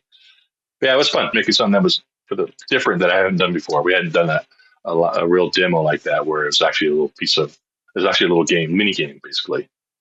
So first of all, you're right. Freddy Pharkas isn't a marketable title. That's why, in Israel, it's not called Freddy Pharkas Frontier Pharmacist. It's called The Good, The Bad, and The Pharmacist. Really? How funny. Yep. I like that. How funny. You see, and with this title, you also get a sense that it's a Western. So you don't even have to explain that to the audience. Yeah, well, I think the box kind of... did you have the same box with the legs? And yeah, we got the same box. Yeah, I love that box. That was a nice embossing on the box, too. I can't remember when they started doing the embossing on there. But I remember it when they... The artists that do those boxes are true artists. They're beautiful. We even had, for a while, Ernie Chan, who used to do the comics for Conan the Barbarian. I have a couple of his pages that he autographed for me. And you didn't have just people that were just, drawing on the side. These were real artists doing these backgrounds and these boxes, and it's amazing to watch them work. And again, you have the animators, you have the people that do the animation, or you have the animation and you have the animators, you have the two people who do the stills, but you have these people that just do these incredible backgrounds and posters and different things. And Sierra had all that. We had the best in programming, we had the best in artists, we had the best in sound. It was neat. In a little goofy little town in the middle of California. We're literally the exact center of California. It's just miles away from the exact center of California. And it's just neat to find back in that time that this little town, I think they're probably one, if not the biggest PC gaming company in the world at that time. And they had such talent here. It was amazing. It was amazing being part of it. And I forgot the question again. I'm sorry, I'm going off on a tangent, but we were talking about Freddy Pharkas. Go off on as many tangents as you want. 2 weeks ago, I interviewed Neil Grandstaff, and we went on many tangents. It ended up being a 4-hour conversation. So it's fine. Oh my gosh. I can see Neil doing that. Yeah, Neil's great. Another great guy. Talent, There's a perfect example of what I'm talking about. We just had this talent up here that somehow they were able to bring together to do this stuff that you probably wouldn't think that was really here. But there were some talented people behind the scenes doing these things. So, I don't know. And back then, did you get to play any LucasArts games? Yeah. Well, we didn't have a whole lot of time. Honestly, I can't remember what year we started. It was all Doom and Quake. We'd have 25 people, LAN parties. We had a beautiful network up here, all hooked together. We do more online or multiplayer type stuff. But I did, of course, I played some Monkey Island. Played some. What was the one with the? Was it Full Throttle? The biker dude. Yep, Full Throttle. Oh, okay. Yeah. So there's a lot of that kind of stuff we played. We played, Wolfenstein. I think the story goes that it came to Sierra to distribute Wolfenstein. So we all got free versions of Wolfenstein, played that like crazy. But for some reason, Sierra turned it down. It's crazy, right? Knowing in hindsight. Because it was too violent. So that Ken thought it was too violent. Yeah. There you go. It was. I mean, it's really pixelated violence, but yeah. And so that sparked us when we saw that. We're like, all of us were like, holy cow! And then when Doom came out, we were all in. I still have my clan page up from 1997, cannibals.com. It's still this. I mean, it doesn't work now because most of the sites are dead. But we had our clan. We did battles online with people. I mean, it was a fun time to be, and we were doing that too with Sierra. They opened up to the what they call it. I think it was originally called Constant Companion, but they changed it to Sierra Network, and we were doing games on there. And I remember Gary Butts converted the already awesome Red Baron game to an online Red Baron game, and it was awesome. I mean, I still to this day just bow to him every time I see him. Because converting that, he did all the. If I remember right, he did all the conversion to multiplayer by himself, and that game worked flawlessly on a freaking old dial-up modem. And we spent many hours on there, red baroning each other, just shooting them down. And Okay, again, I forgot where I was going with this, but what was the question again? I can't remember. All I asked is how you like your coffee. Cream and sugar, a little bit, just so I don't lose the taste of the coffee. So basically, Sierra thought that Wolfenstein 3D was too violent in 1993, only to create Phantasmagoria 2 years later that would set the bar too high when it came to violence. Right. Yeah. Yes, that was well played. That was pretty. Yeah, well played. Yeah. That was a task. Let me tell you, that game. I wasn't on that game, but man, just being around when they were building that's pretty crazy. So yeah, we had a lot of people. Talk about it in a minute. That was the time. Oh, okay. Sorry, go. Just move on. In the Freddy Pharkas demo, whenever you try to answer the question, I can't remember what the question was. Yeah, you answered all of the questions. Now, in the Freddy Pharkas demo, whenever you tried to interact with an item that was only available in the full version of the game, then a pop-up of hello would show up and tell the player that they have to get the full version to use that item. And if the player tried doing that too many times, then he would be put in jail in the game, not in real life. Oh my gosh. So when I asked Al about it, he said that it wasn't his idea. Was it yours? Oh my gosh. I don't know. That's a big, I mean, I remember that, but I can't remember. I mean, I don't know if I can take credit for something that I don't remember, but I remember just discussing that with him and how to handle that. And again, you can bounce things off Al. He's so easy to talk to, and he's a goofball, and he'll giggle. And I think even during Freddy Pharkas, we had buttons on our keyboard that would make different fart sounds. But I can't. It's been so long that the demo is really probably the biggest void in my memory. I mean, I remember working on it, but I don't remember all the little. I really can't remember exactly what it's about at this point. I need to play it again, I guess. But well, Al said it wasn't him. Steve doesn't remember anything, so you're welcome to take credit for it. Well, I'll tell you what, the bouncing ball in Freddy Pharkas, that was all me. Okay, I programmed that. Really? But, you synced it up with the music? Yes. Yeah. Well, hold on. Let me finish. The way they did it was really cool because you had to deal with machines that were slow or fast, right? And you had animation that would run slower on slower machines. So how do we do that? How do we do that? And I think it was Aubrey Hodges. I think it was his idea to sync spots in the actual audio track. And I'm not sure if it was MIDI because by then that song specifically was recorded, so it wasn't probably MIDI. But there were sound cues built into the audio that I played, and what I would do is I had areas where I knew it had to be, and if it wasn't there, I would get there. So I had these places by this key in the music, this ball has to be here, if it by any means.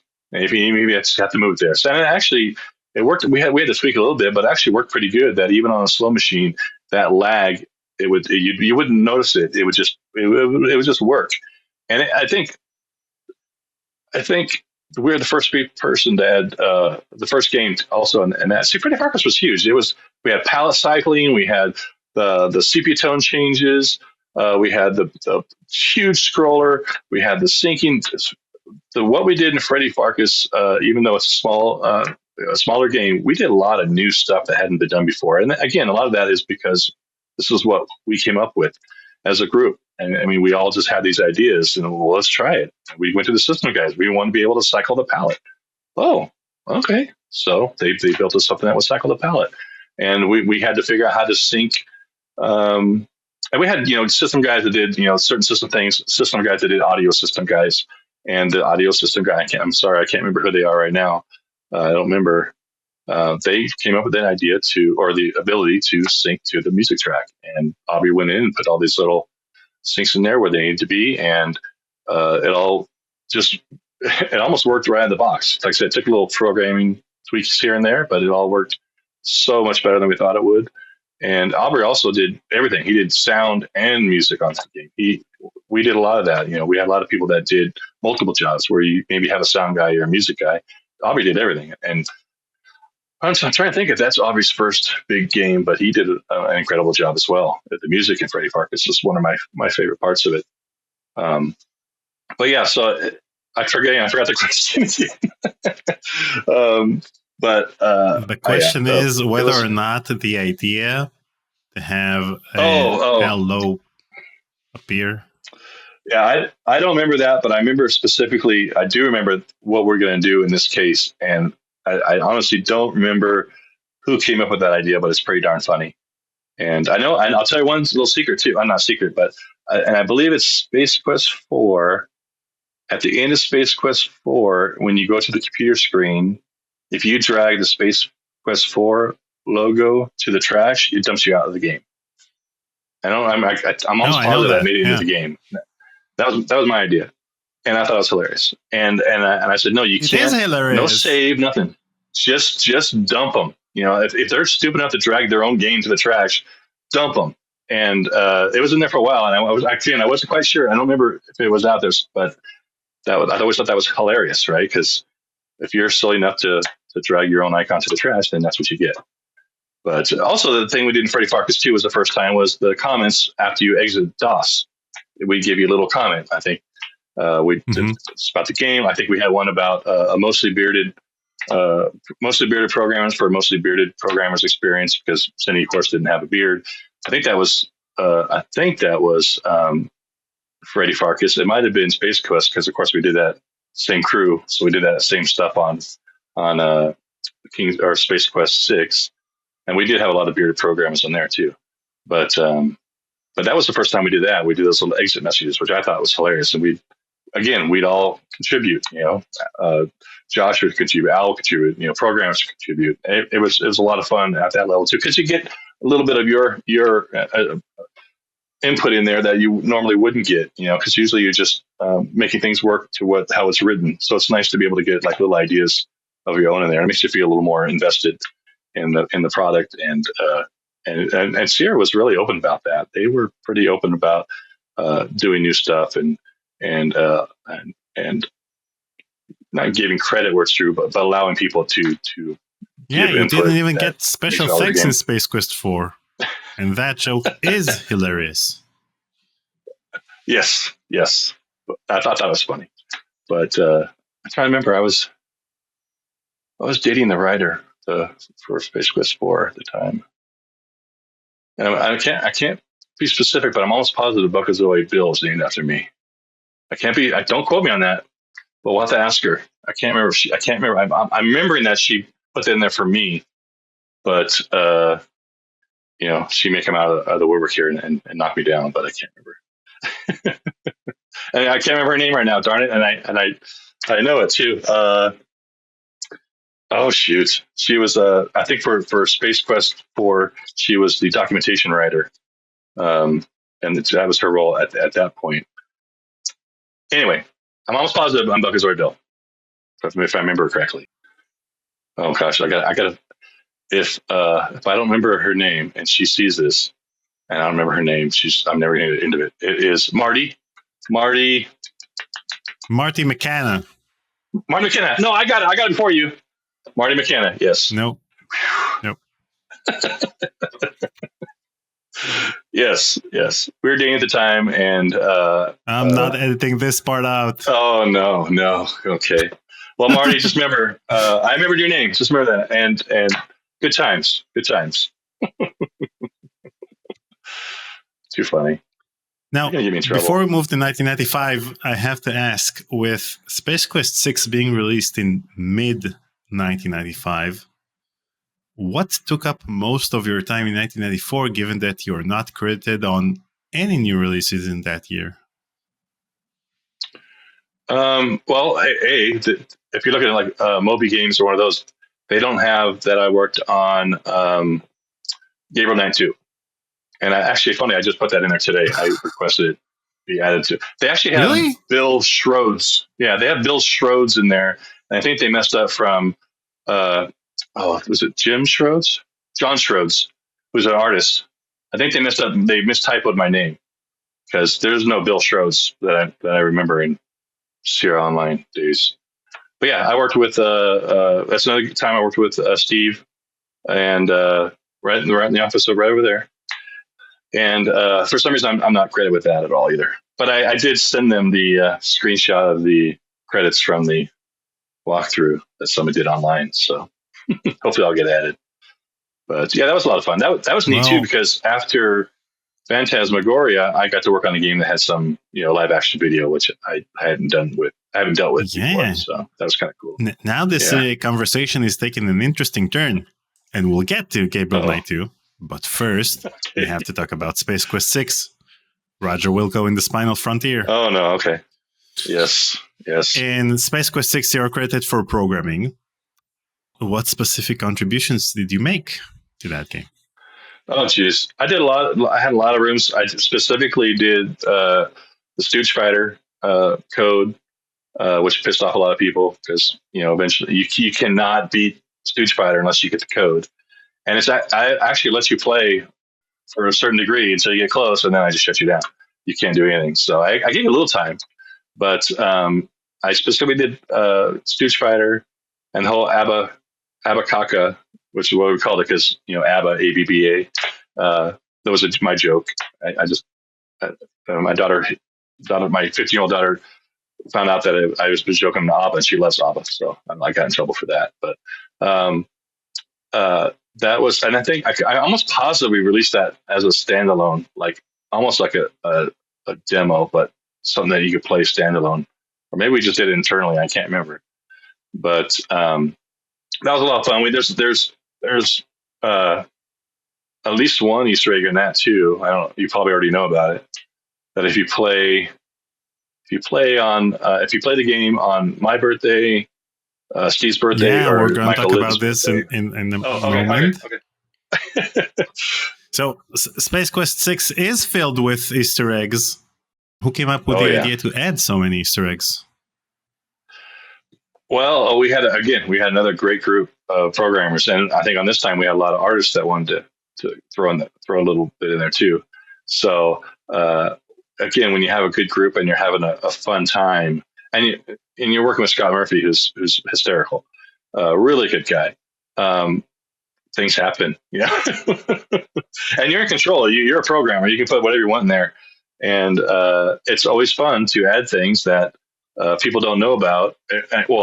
And you wonder how long it's going to take them to figure it out. And of course, these guys almost immediately figure it out. There's, I think, the one you probably have too, the one where it's me and Josh on the screen in the cockpit of the shuttle. That was hidden for a long time, and everyone was worried because I actually used a sample from Wrath of Khan in there, and so I think it's Wrath of Khan, and so everyone's a little worried that I would never get out and we'd get in trouble for it, but I guess it's okay now. But but yeah, we had no, it's not okay now. That's not how copyright works.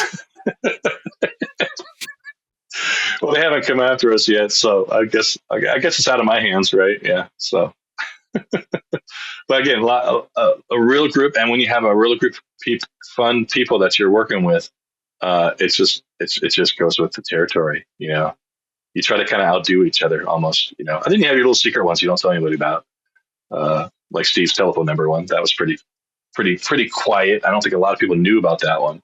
But Steve, I warned you. Don't use your telephone number. But it worked. What do you say, 27 years?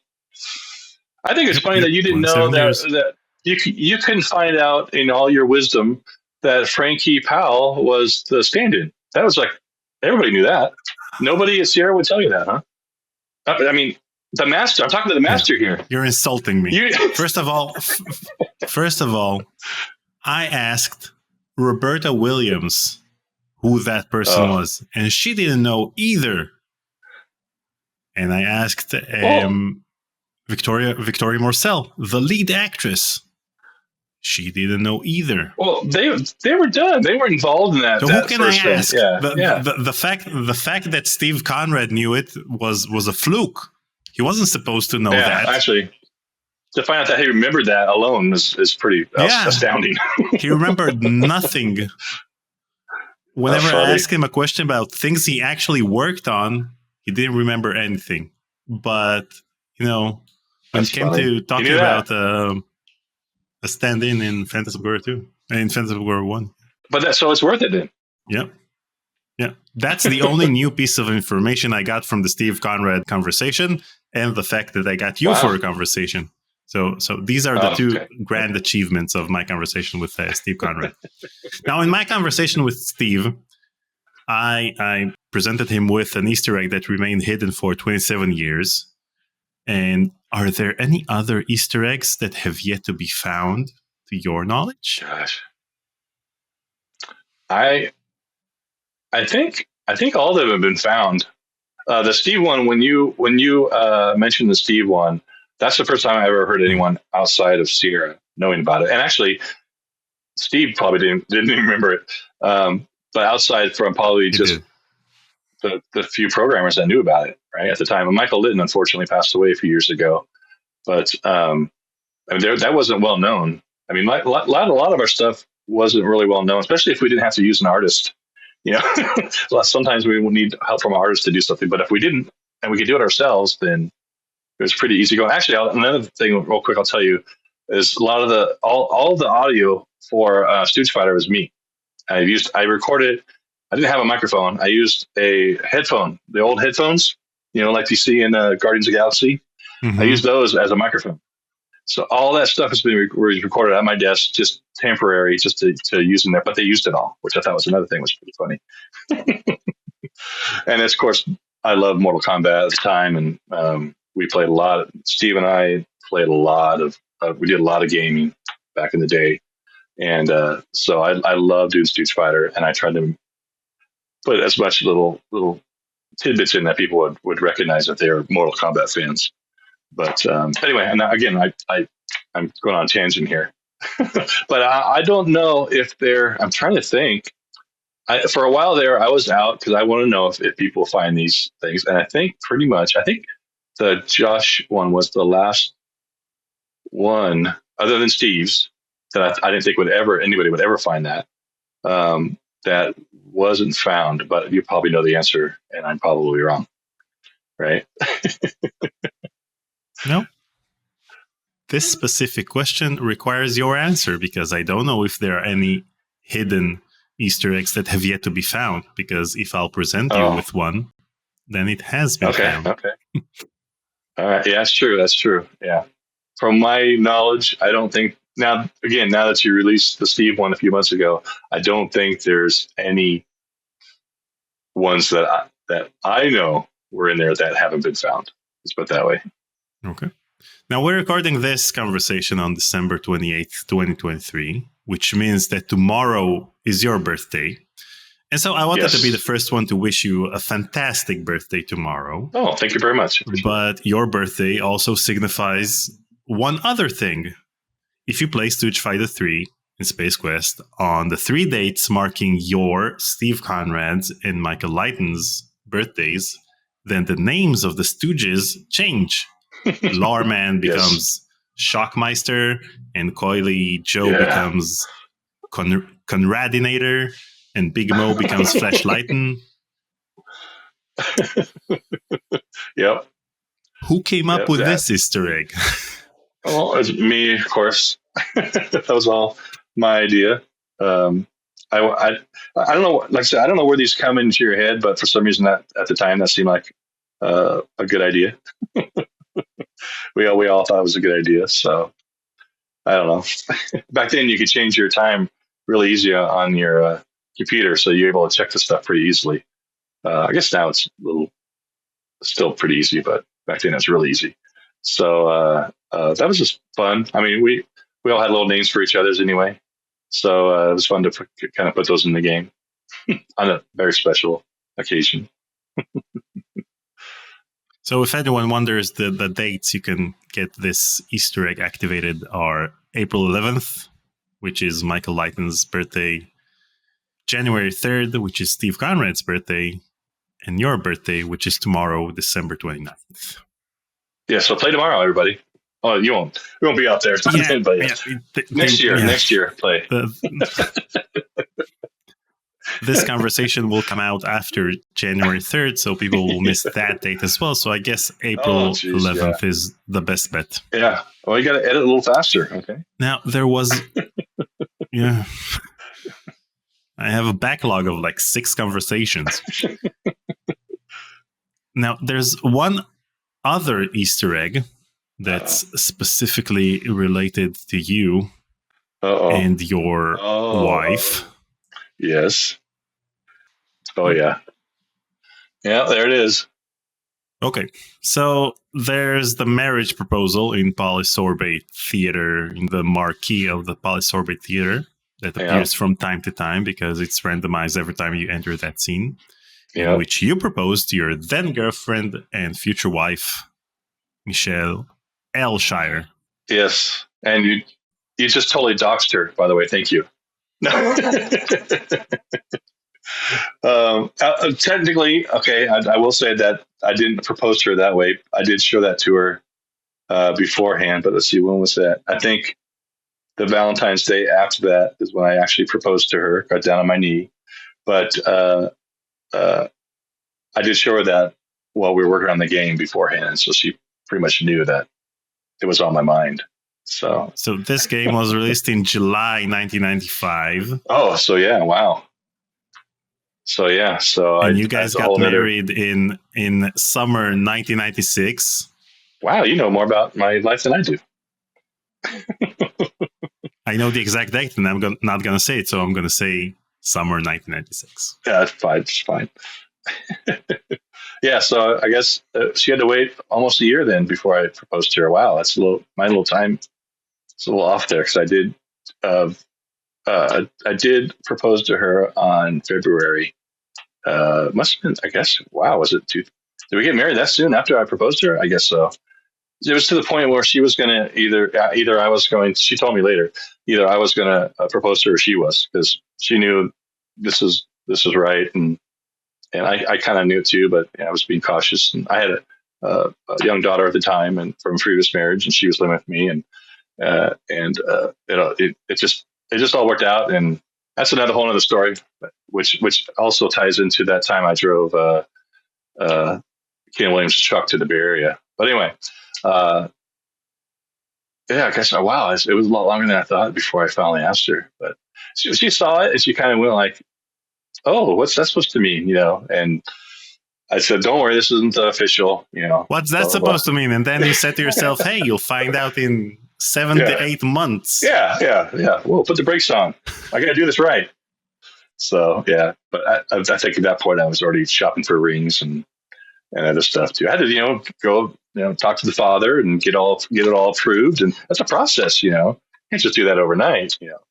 So yeah, I remembered it differently. So I guess she had to wait a lot longer than I thought after I showed her that. So because I showed it to her before we were finished, I think it was probably close to the end. But that marquee was another great thing because there's a million different things, and a lot of those titles are jokes to me. Like anything related to Hudson Hawk, Tango and Cash. Josh knew I love those movies, and he just would never let me hear the end of it. So a lot of those things were personal jabs at me from Josh. that still made it in there, but it was fun because we got to add our own stuff in there, and obviously, and another part of the process that's a lot of fun. You get to get your stuff added. People can see them. I don't know, little things. Now, in 1995, it seems that Sierra was mainly focused on their FMV games with Phantasmagoria, Police Quest SWAT, and Gabriel Knight 2 being released that year. Did you get the sense that graphic adventure games were slowly being phased out at Sierra? It's funny because they did those 3, and I thought they're kind of cool, but I think everything's going into more 3D. Even at that point, you had these games that were really breaking the ground with new immersive technology, and even though I thought it was really cool, and like they went again, Sierra went full bore with this. They built a little studio up on the hill and to build these giant green screen, and they really made an effort to get this done. So they were invested, I guess, right, to do these ones, and I wasn't much into Phantasmagoria because it was that's adventure games to me weren't like that, but I know it did well for them. But when I got into all that streaming or all the live action stuff with Gabriel Knight 2, I kind of saw where I worked on a daily basis. I kind of saw how it was kind of cool. It was different for what we were doing. It's obviously more canned. You don't get all the options to have all these different responses. You get certain responses, but you kind of tailor it into what your experience is going to be when you have a video that you have to choose.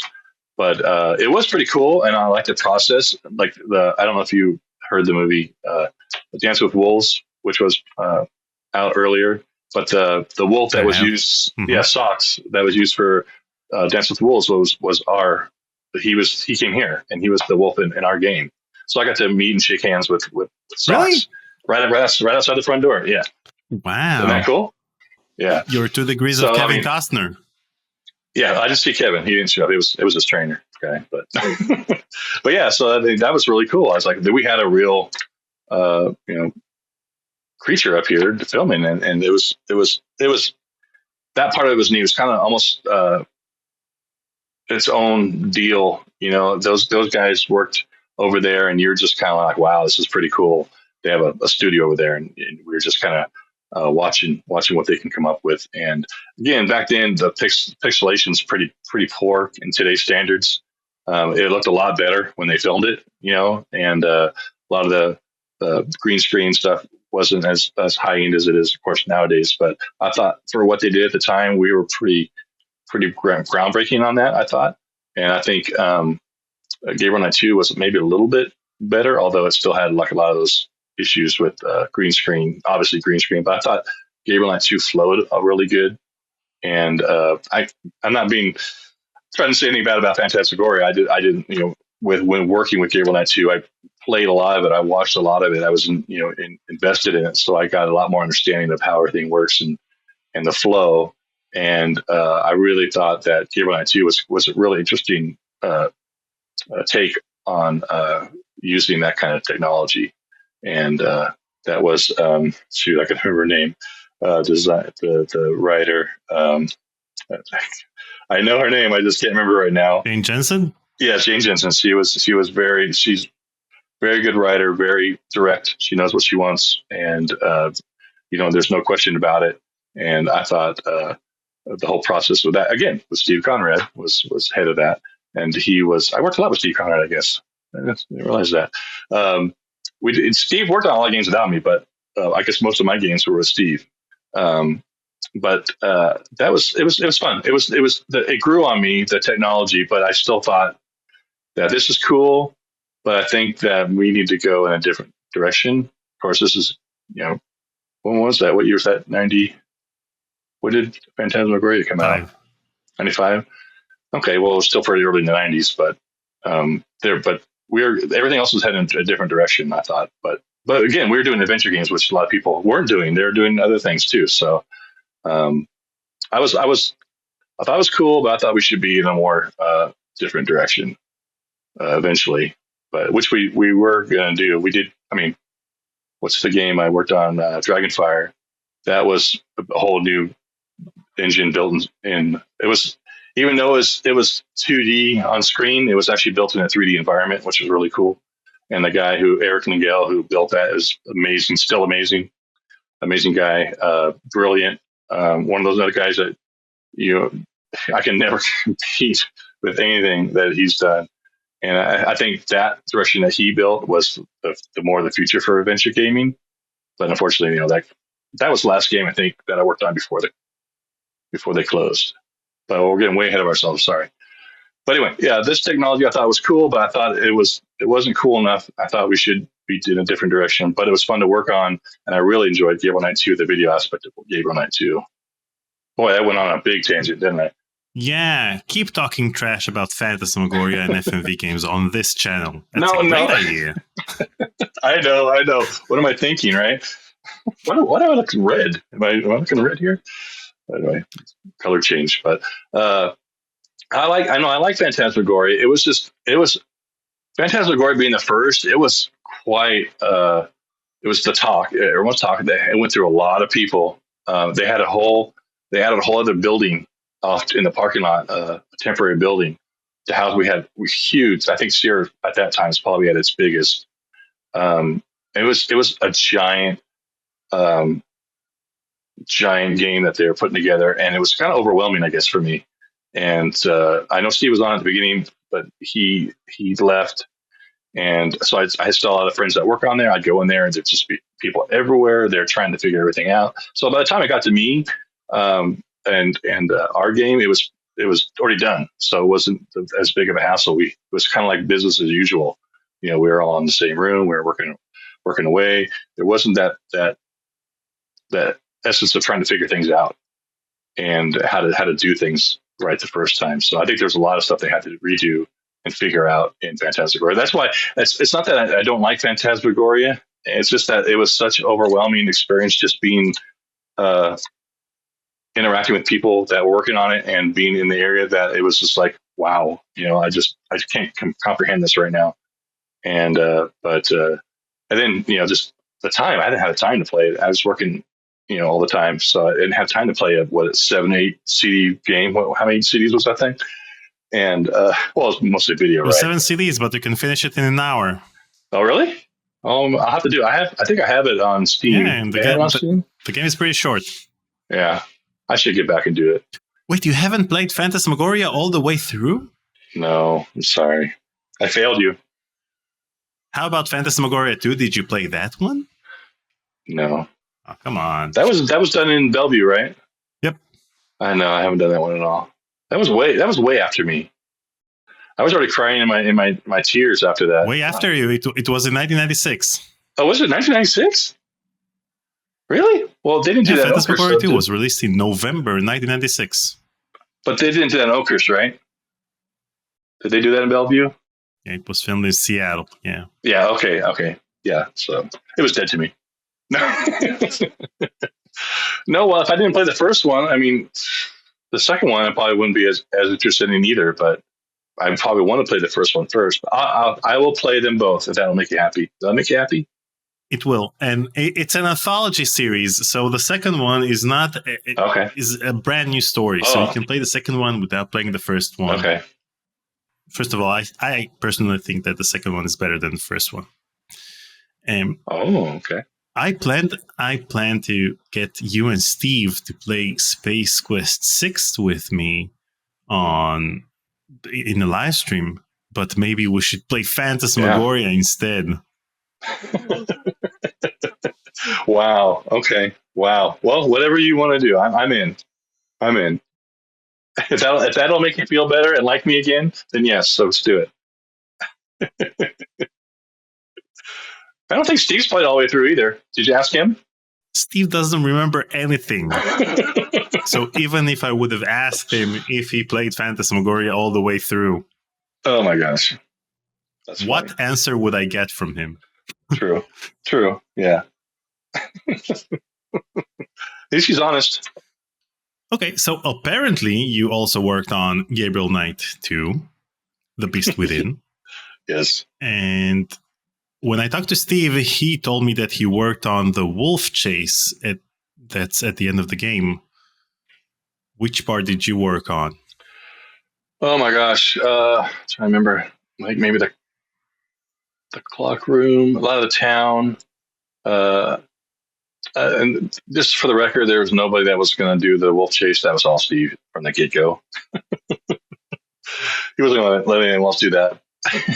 That was so important part of the game. He wanted to make sure that he was ahead of that, which was cool. But gosh, again, you hit me all this quick. I don't remember exactly everything. Let's see. I'm trying to think. I'm almost positive I did the clock room, a lot of the city. I think maybe trying to remember the game. It's been so long.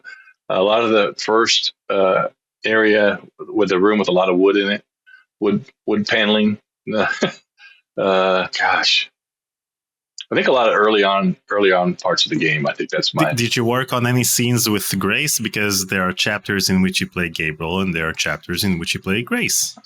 I think mine were the Gabriel chapters. I don't remember. Oh gosh, I remember Grace though. So maybe I'm gonna pull up Steve and say I do not recall exactly what I worked on that, but it's probably a little mishmash. I know I worked on a lot in the beginning of the game. That's probably what I remember most. But I do remember. I don't know. This is a long time ago. Okay, I'm old. Remember, so and that's the first thing that goes. That memory. By that time was SCI. I remember that when I read about SCI running video scenes, I noticed that, for example, in Phantasmagoria 2, in order to play the high quality video scenes, SCI would shut down, and then a video player would start running and would play the video scene, and then the video player would shut down and restart SCI. Do you remember any of that functionality in Gabriel Knight 2? No, I don't think we did any of that in Gabriel Knight 2.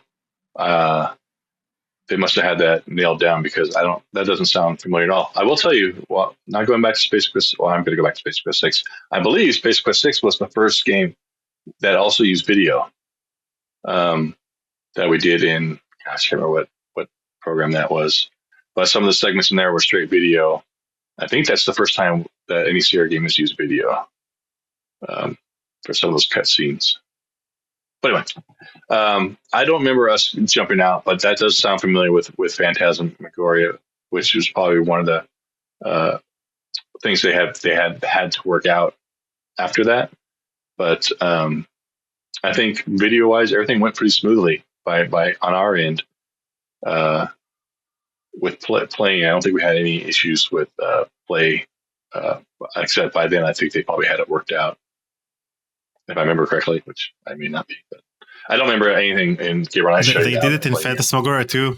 They did it in Phantasmagoria 2 because SCI was 8-bit, and they wanted to use 16-bit videos in Phantasmagoria 2, and they couldn't do it in SCI. So that's why they had to shut down SCI. The game itself, the interactive scenes are in 8-bit, and then SCI would shut down, and then the video player would start running, playing the 16-bit video on Windows, and then it would shut down, and SCI would start again. Now, Gabriel Knight uses the same technology as Phantasmagoria 1. So even in terms of video quality, the video resolution was pretty low, and it had a low frame rate as well. Oh, that's right. And Phantasmagoria 2, which came out a year after, had a higher resolution for the videos and a better frame rate. It was 15 frames per second, as opposed to, I think in Phantasmagoria, it was either 10 or 12. And you're saying in Phantasmagoria, it still dropped out, did the video, and then dropped back in Phantasmagoria 2? No, Phantasmagoria 2, it would shut down SCI, start running the video player. Yep. Wow, I'm trying to think. I don't remember that. I mean, I could be wrong. I don't remember that at all. I do remember. I remember them having to add the. I remember something about that with Phantasmagoria, but I don't remember that with Gabriel Knight at all. I'll have to ask some of my guys if they remember. So the interesting part about the fact that they had to use that workaround for Phantasmagoria 2 is the fact that in Phantasmagoria 1, you have FMV scenes that are interactive because they run inside SCI. And in Phantasmagoria 2, you couldn't do the same because you don't even have SCI running. Okay. Yeah, interesting. Yeah, I don't remember that. I didn't know there'd be a quiz today, okay? I mean, a little quiz maybe, but not deep dive quiz. I honestly don't remember. I don't remember us having to do that. maybe. Okay. Yeah, I'm honestly, I'm opposed to I presume that you probably didn't in Gabriel Knight too, but maybe. Yeah, I don't know. Since the credits aren't updated in Moby Games, maybe you worked on Phantasmagoria 2 all this time. No, that was in Bellevue. We already established that. I didn't go to Bellevue. I stuck it out here in the heart of PC gaming. So the following year, in 1996, Lighthouse: The Dark Being was released, where you're credited for programming. Yeah. What can you tell us about that project? That was John Bach's dream. There was a Myst was real popular, I think, at the time. So I think we wanted to do something similar to that. It's very, it was different for me because it was first person instead of, you don't get to see the little guy walk around, and majorly, of course, puzzle based. But again, John Bach's an incredible artist. He's still up here. So he had a good artist team with him. It was beautiful. It was just different because it wasn't anything I was used to before with the way the games worked before. It was totally different. But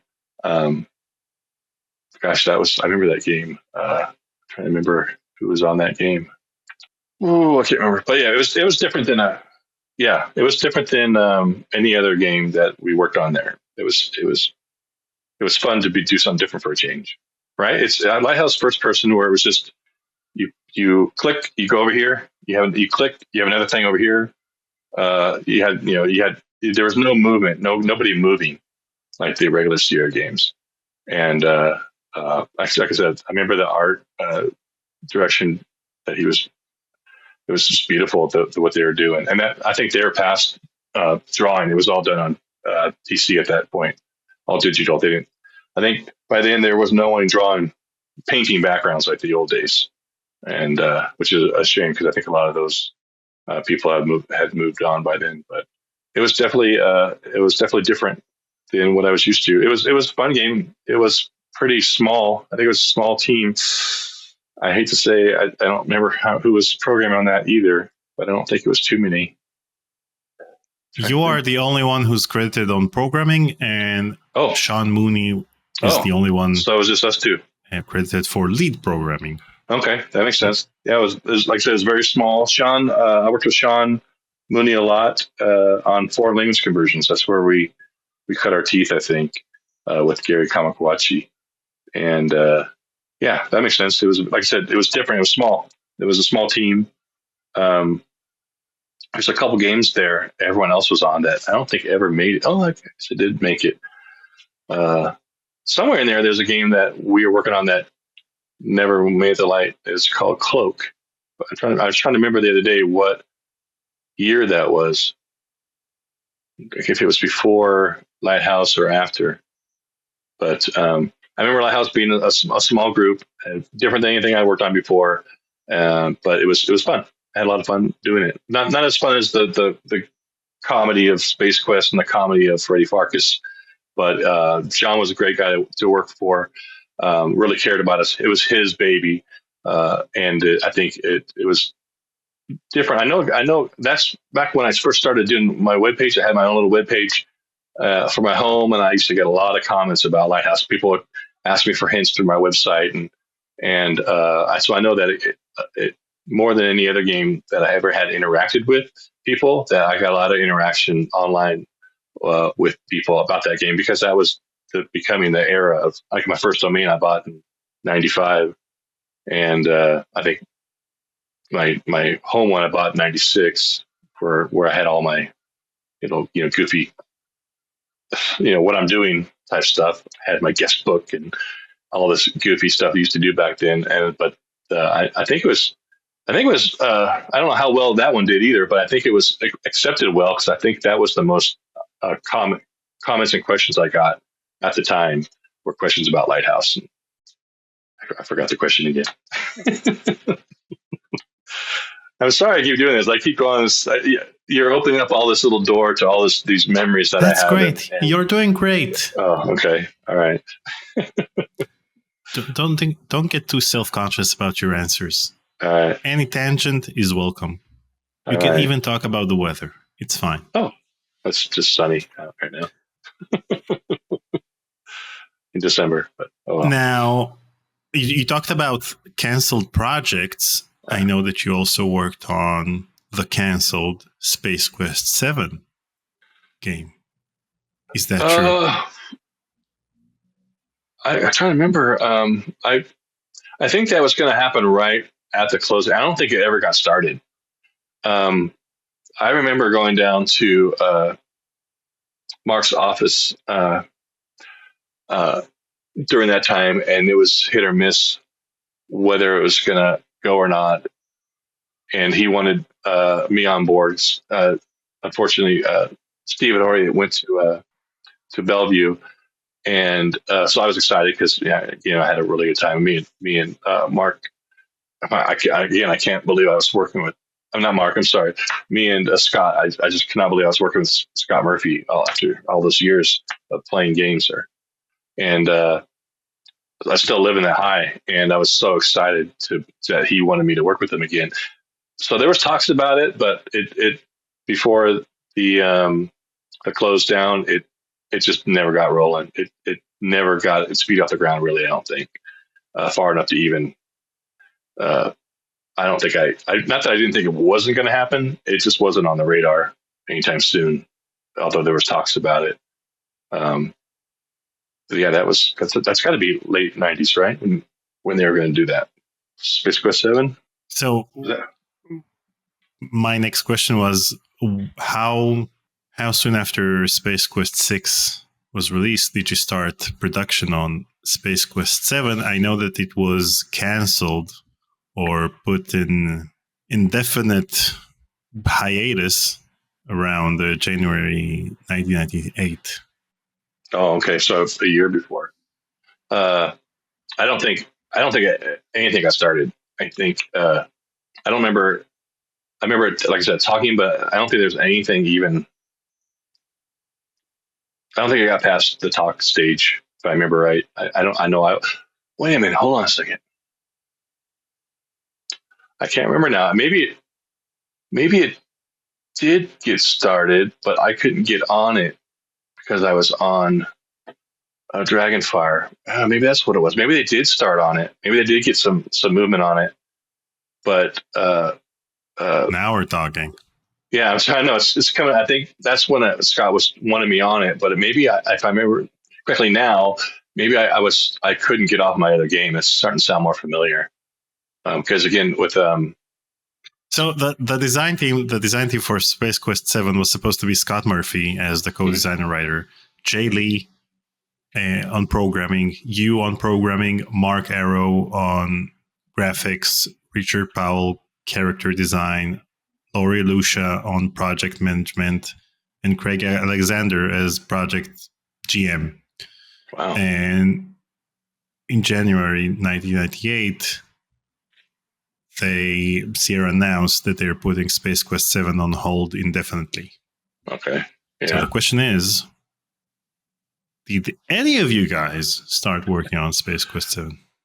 Okay. I know I didn't for a fact, but you jog in my mind, and I could be totally wrong with this, but I do think that they had started to some degree, but now that I remember, if I remember properly, that I couldn't get on there because I was already dedicated to another project, and during that time is when it got shut down. So I don't think they started anything. I don't remember it getting that far to when them actually coding anything. That's for sure.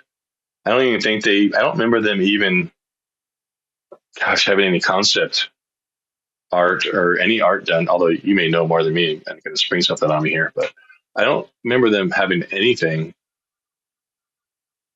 done at all, actually. Did you ever watch the teaser trailer? Oh, there you go. See, I knew it. I knew you had something. Okay, hold on. That sounds familiar too. Do you have a teaser trailer? Yep. I'm trying to remember now. You got it? Yep. So I guess they had done some work on it. That sounds familiar again. You keep sparking all these memories.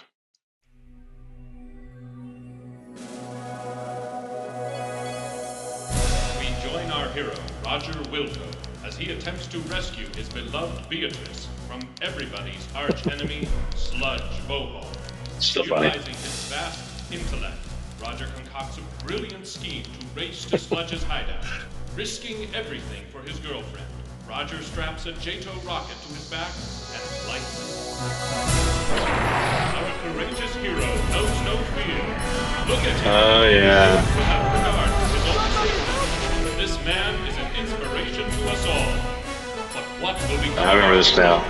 Will he be able to save Beatrice? And what about Bohol? Will Roger knock him into Space Quest 12 where he belongs?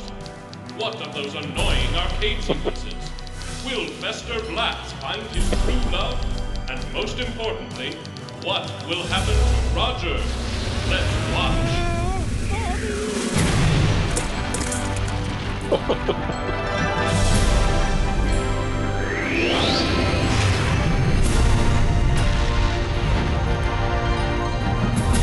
Roger Wilco, brave, heroic, not afraid to make a big fat fool of himself. Space Quest 7. This time, it's personal. Yeah. Wow. Blasting onto your computer in late 1998. Yeah, that didn't happen. Oh my God! Now I remember that totally. Now, how funny!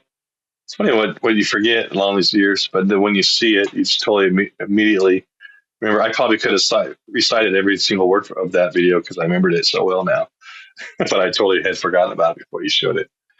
Wow, it was pretty poorly done. The animation on that, I remember watching it going, that doesn't look anything like what we do. But yeah, that was probably the next phase because they kind of introduced all those 3D generated cutscenes in Space Quest 6. So maybe they were going for a more 3D, which I think they probably needed to go to something different after all these years, right? No, the answer is no. Adventure games should have never gone 3D, if you ask me. No. Did you think Dragonfire was? Did you play Dragonfire? No, I have not. Oh wow! Look who we have here. Well, that's not really a true judge of it because it's actually a 2D looking game, but it's done in 3D environment. But yeah, I guess I agree. I mean, 3D is great for first person shooter games, different games like that. Even I guess it worked for Lighthouse, although it was sectioned off into it wasn't animated. Actually, or was it animated? Did it animate to the next one?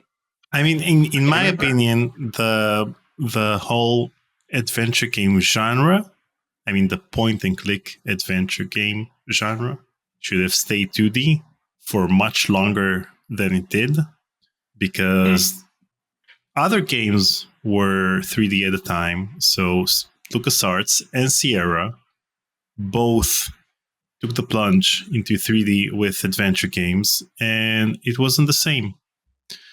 I mean, RPG games, sure, I get that they need to be 3D. Games like Lighthouse, where there's actual 3D movement in space because you've got the first-person view, then sure.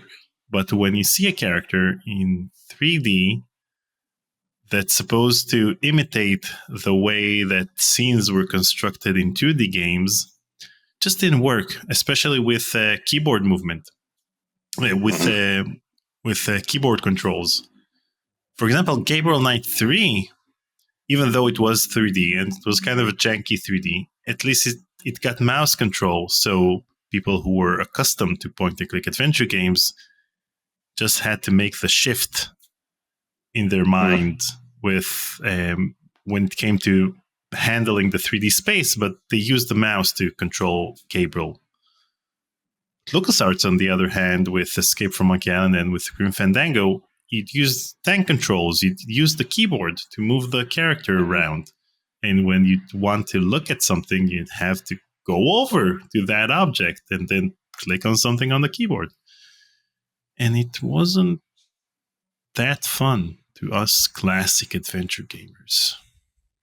Mm-hmm.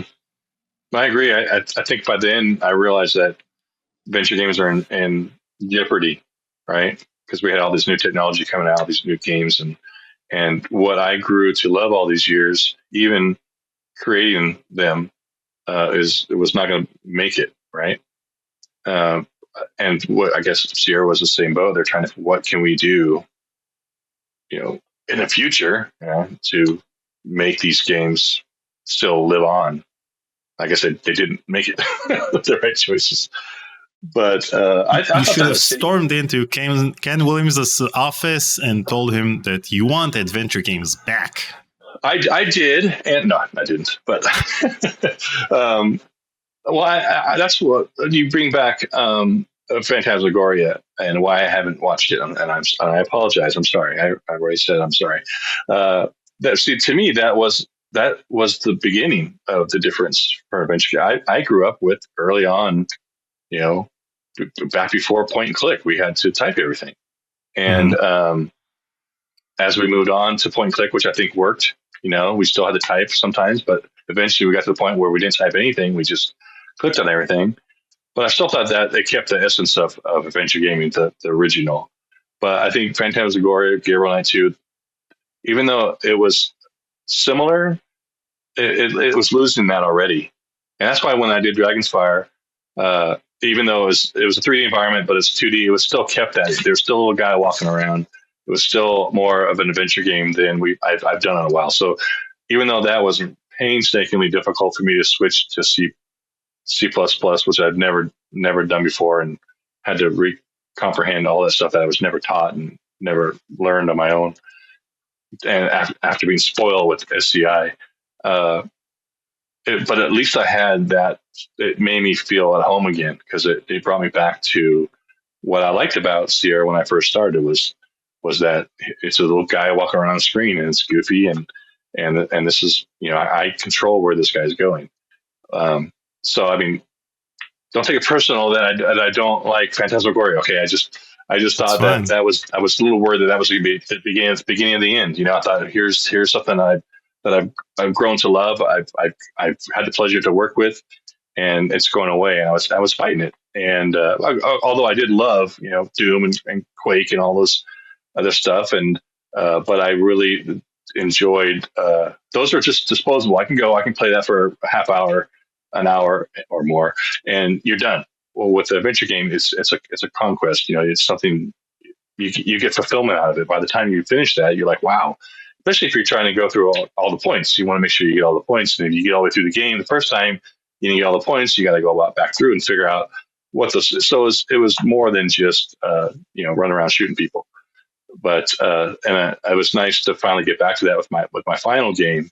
Although it was a labor of love, because it was probably the hardest game I've ever had to work on, being that I've just not, my aptitude for that type of programming, honestly, wasn't there.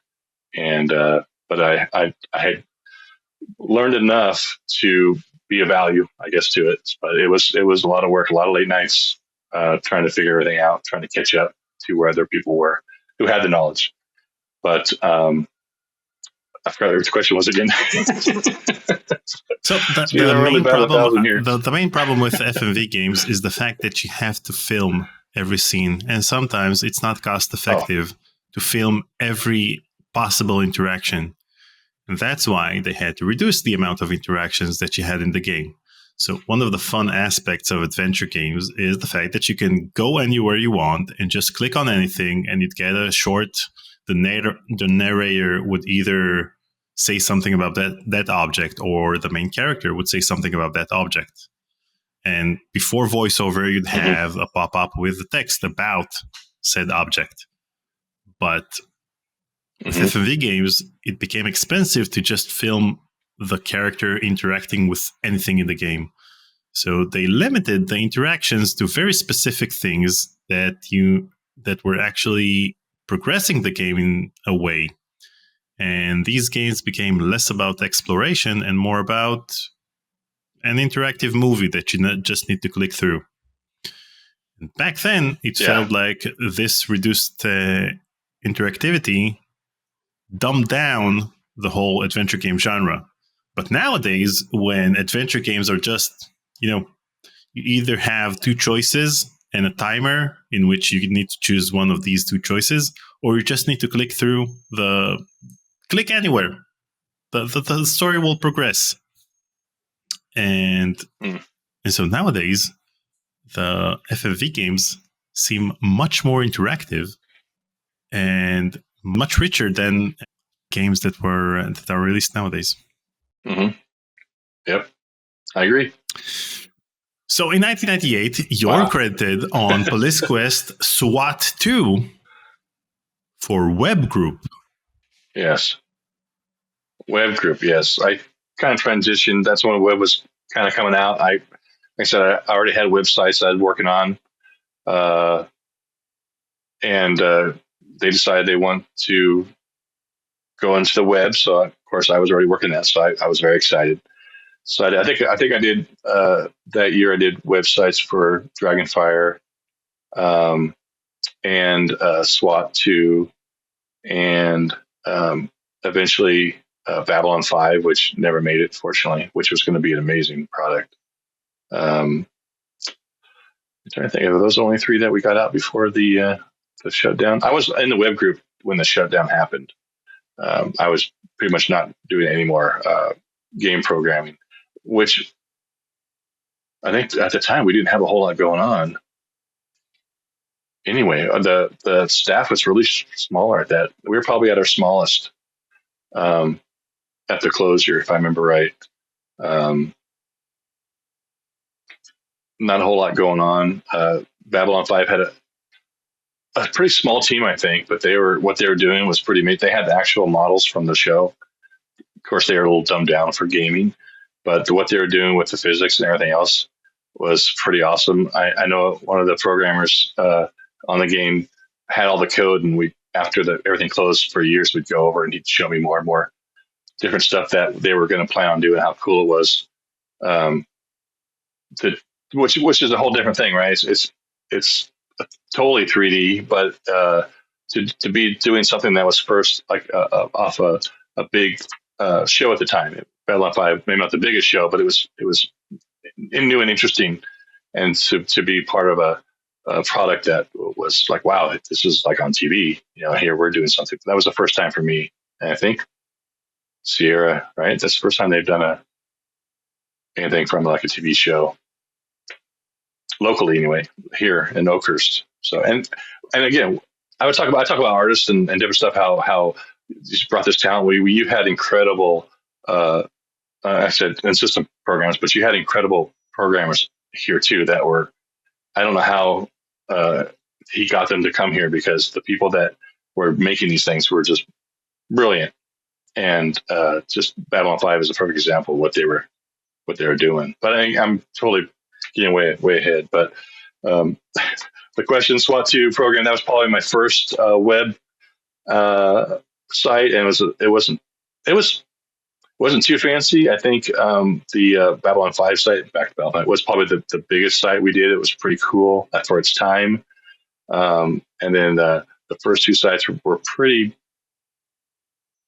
lame to today's standards, but for the time I think they were pretty cool, because again, we had great, it all comes down to artists, right? As a web programmer, I just put it all together, right? There's not a whole lot of stuff even back then that I needed to do, but we have these great artists that can create these great interfaces, and we can make it work on a very slow connection on the internet, which was the trick. But yeah, but I think by that time, I'm trying to remember when was SWAT. It was right around the time of Dragonfire. So I might have been doing a little bit of double duty on both those on the website. But after Dragonfire, I was 100% on the web group. And what was your day-to-day like in the web group? What were your tasks? Well, let's see. They'd have updates they want out. We'd on the site of I think it was SWAT. They would put out. They had news. People, which is really cool, because we didn't have that before, right? Now that we have the web, we can put out updates on our products, right? We're working on this, work on that. We have so and so here, so and so there. You can release your buggy games to the world and then patch them online. All right. We've been down this before, and I apologize, even though I wasn't involved. But I apologize, did I not? I understand. As an 11-year-old, that probably hit pretty hard, and I'm sorry. But it was neat for me because that's what I'm still doing web stuff, and that to me that was new and that was cool, and for me to be able to do it at work, especially after they were transitioning, what I felt Sierra was transitioning to this area that I'd really didn't feel comfortable in or like, because I like the old school. I'm the old school Sierra guy, and so this was something new I can do, and I really got into it, and I was thankful that I had the opportunity to switch, and do something different. We had a little group. You mentioned Lori Lucia earlier. She had switched to the web group. She was doing content, and me and I think Guy Welch were in the web group. I think that's it for Sierra Online's web group was just 3 people early on. So, matter of fact, when Sierra Online closed, they show a video. They had news crew come in. They showed some video, and they showed my desk with I left my business cards on the top of the monitor, and that was the web area group there. That was where we were, and I had gone back and got those cards, by the way. But it's funny because they had zoomed right in on my name on my business card on the news, and I'm sure you've seen those. They've been out there. I ripped those from the news back in the day and put them on the web, and now they've been everywhere, but really poor quality. But so that's why I had moved from these big, gigantic, games to like even Steve mentioned, they threw everybody. You were in this game with all these people, and then you moved all your desk and everything to another office. You started there, you moved to another office on another game. You didn't have an office, and but it was cool because you got to work around the people that were on the game. So to come from that to this little teeny group to do web stuff was a little bit different because I'm a social guy. I really like the social aspect of it. I enjoyed programming in a room full of programmers. You can throw ideas off. They're funny. You can have fun jokes. It's a fun time to hang out with. To this little group that was maybe a little more focused was a little bit of a downshift, but still I was doing something new that I thought was interesting. So again, here I am ranting, or not ranting, but going off on this tangent. But yes, I worked on SWAT2. That was probably my first. I didn't work on the game. That was probably my first web page that I did for Sierra Tel. And I got to go to the wrap party for the game, which was cool. It was at the lake. Wow! So you did the website and went to the wrap party of the game. Wow! Well played. Right? Yeah. I'm sure it makes up for all the years they didn't credit you for anything on, for example, codename Iceman. Right. But I'm going to go back to it, but I still think it's funny that the first thing you point out is that sub scene because right when you said you brought up Iceman, I knew you were going to bring up that sub scene because that was so obviously it still resonates with you now, but it was such a big thing at the time. I remember going through that. It was a cool little scene too, because the way they shot it, they had the screen, and you're in this little sub cockpit thing here, and I thought it was really cool looking. But yeah, that was a pain in the butt. You don't even have time to focus on how beautiful the scenery is because you're too invested in whatever is going on in the game. And on Twitch, I follow the Iceman category because it's always fun to watch people play the game. Some for the first time, some for the upteenth time. And I love to see them get frustrated whenever they reach the sub scene. Some of them do several live streams just for the sub scene because it's practically impossible. Wow. Even with a walkthrough, it's impossible. Wow, that's crazy. Well, when you play as many times as me, you get to look around a lot. So when I was testing that, I had hours and hours and hours of just being able to, see. I mean, and Iceman, that game is a really pretty game. Granted, it's pixelated nowadays standards, but it was a pretty neat game at the time, I thought anyway. And that was one of my first interactions with games other than what I played with Sierra Online, like the King's Quest and the Space Quest and the uh, Fred, or so I can't remember now. All the originals, Larry, all those guys. It was different than what I was used to, and it's kind of cool to see what was going on. But yeah, that stuff scene. Sorry, I'll stop talking about it. But that was a bad scene.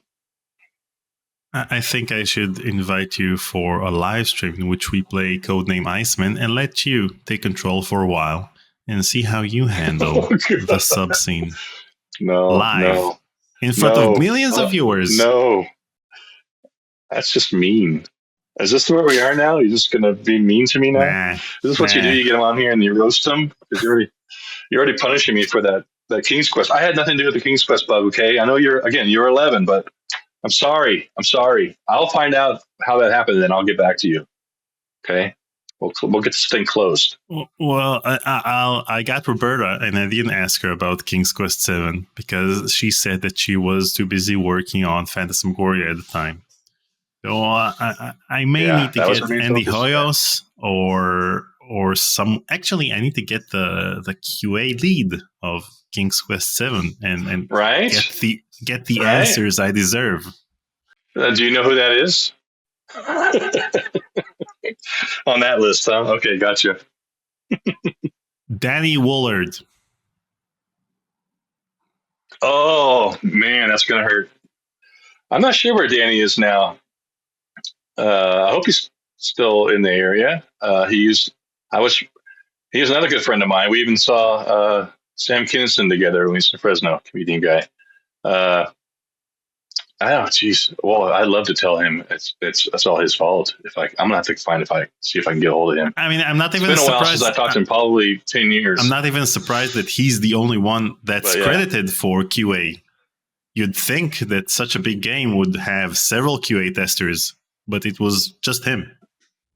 Well, there was, obviously, right? We know that now, but Danny got all the accolades, and he was kind of a slacker, to be honest with you. So I could see that happening. Accolades?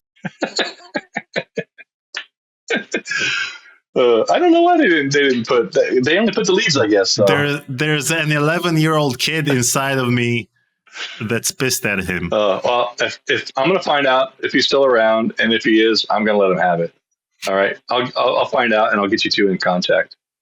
I'll tell him that I want to have a conversation with him, and it will be a 3-hour roast in which I'll tell him the amount of times I try to use the wooden nickel in the faux shop with the shopkeeper, and it didn't work, and I didn't know what to do.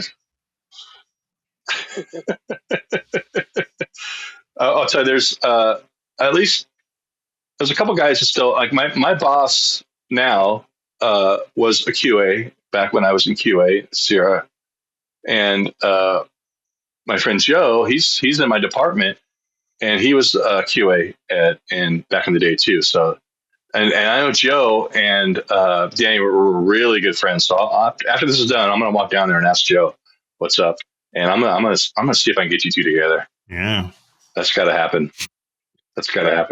Yep, that's on my bucket list for 2024. Roast Danny about the QA. All right, I'm gonna see if I can hook that up. That's my goal. That's my goal for 2024 now. Well, thanks for that. Now, in Quest for Glory 5, Dragonfire used a 3D engine for. You said that it was 3D, but it was actually 2D. Did you actually use any of the engines that were, or parts of the engines that were used at the time at Sierra, like the engine they used for King's Quest 8, or the one they eventually used for Gabriel Knight 3? No, that engine was built solely by Eric Lingel. He built. Matter of fact, he was building it as we were working on it. I think. There was no SCI or anything built into it. It was all new. Mm-hmm. I'm thinking there probably was some. I know he had some battles with the SCI system guys, so I'm not sure if they also helped too. They might. I think they probably were helping, but I think he's a young kid at the time, very talented, very smart. Again, with system of those at that level of programming, everyone thinks they're right. and they're the best way. I think he overwrote a lot of stuff that was written by other system programmers, but I think. And if I remember right now, that there was other Seartel system guys on it, but that was all freshly made code at the time, and it was 90% Eric, and he worked his butt off. And it was I think they wanted to use a different engine, but I think they hired him on just to do that game. That was his first game, if I remember right, and it was his baby, and it was amazing. It was amazing watching someone that young with that much knowledge and be able to build this entire thing. And now he's written books. He's got his own engine that he runs, that he markets and sells, and he just keeps maintaining that engine all these years and just growing on it. And that was his first real take into PC gaming, was writing the system code for Dragonfire. So, and it was tough because he hadn't been in the system. He didn't know how it worked, and like I said, a lot of egos. It was pretty amazing. What he did was pretty amazing. He got that thing out, and I thought it was a pretty cool game. I thought it worked very well. I thought the 3D spatial area was pretty cool. Granted, like I said, you only watched it on a single plane, so you didn't get the whole 3D environment. But it was everything in that game was built in a 3D environment, which is pretty cool. But again, I forgot your question, but it was totally different. No SCI involved. I think some of the system programmers had worked on the system code, but mostly it was Eric Miguel doing most of the system coding for that. So moving on to 1999, Sierra's Oakhurst facility was shut down on February 22nd, 1999, resulting in the termination of approximately 2/3 of its employees. Scott Murphy referred to this day as Chainsaw Monday. What do you remember about that day? Wow. I remember we all came in for work that morning. The network was down, which back then wasn't a big thing. It happens all the time. Something goes wrong. We're down for a while. And so we were everyone's kind of chatting, waiting around. And next thing you know, it's 10 o'clock and they announced, hey, we have a meeting down in the meeting room. We need everybody down there. So I'm thinking, oh, it's something to do with the network or something happened or yada, yada, yada. So nobody's really thinking about it. They all meander down there and they tell us the news that they're going to close down this facility and some people will be asked to go to Washington and some won't. And it's pretty shocking. There's a lot of emotion going on. I was pretty shocked because I didn't know how long I would be in gaming, but I really enjoyed what I was doing. I love the area. The thought of leaving the area. I just moved my wife up here a few years earlier. Changed her life. What we're going to do? Everything goes through your head, right, when this happens. But they gave us time to pack up our desks and they even had security out there, which I thought was kind of funny because we're a pretty easygoing group. But that was it. I don't know if it was for everybody, but for people that were on games, I was on web still or something, or maybe I guess I was still only on web. They kept me on and others for 2 months. They said, we're going to keep you, we're going to pay you for 2 months in case we need you. So you need to stay in the area and we'll pay your salary, yada, yada, yada. So I did that for 2 months while also looking for what my options were. And it was actually kind of nice because after you downshifted from all that, you had some time to refresh. I had a good friend at the time. We're still good friends, but he doesn't live here anymore. But we both rode motorcycles, so we'd spend a lot. We'd get up in the morning, hit the coffee shop, do a little ride.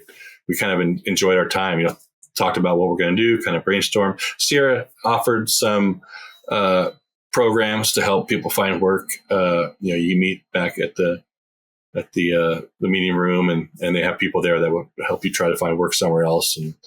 But I'll tell you what we did do, because everybody was thinking immediately, that day, what are we going to do? Is we said we got to get everyone together before everyone starts splitting off. So I think that first weekend, I said, just everyone come to my house, and we call it the end of the world party. Just come there. We're just gonna hang out.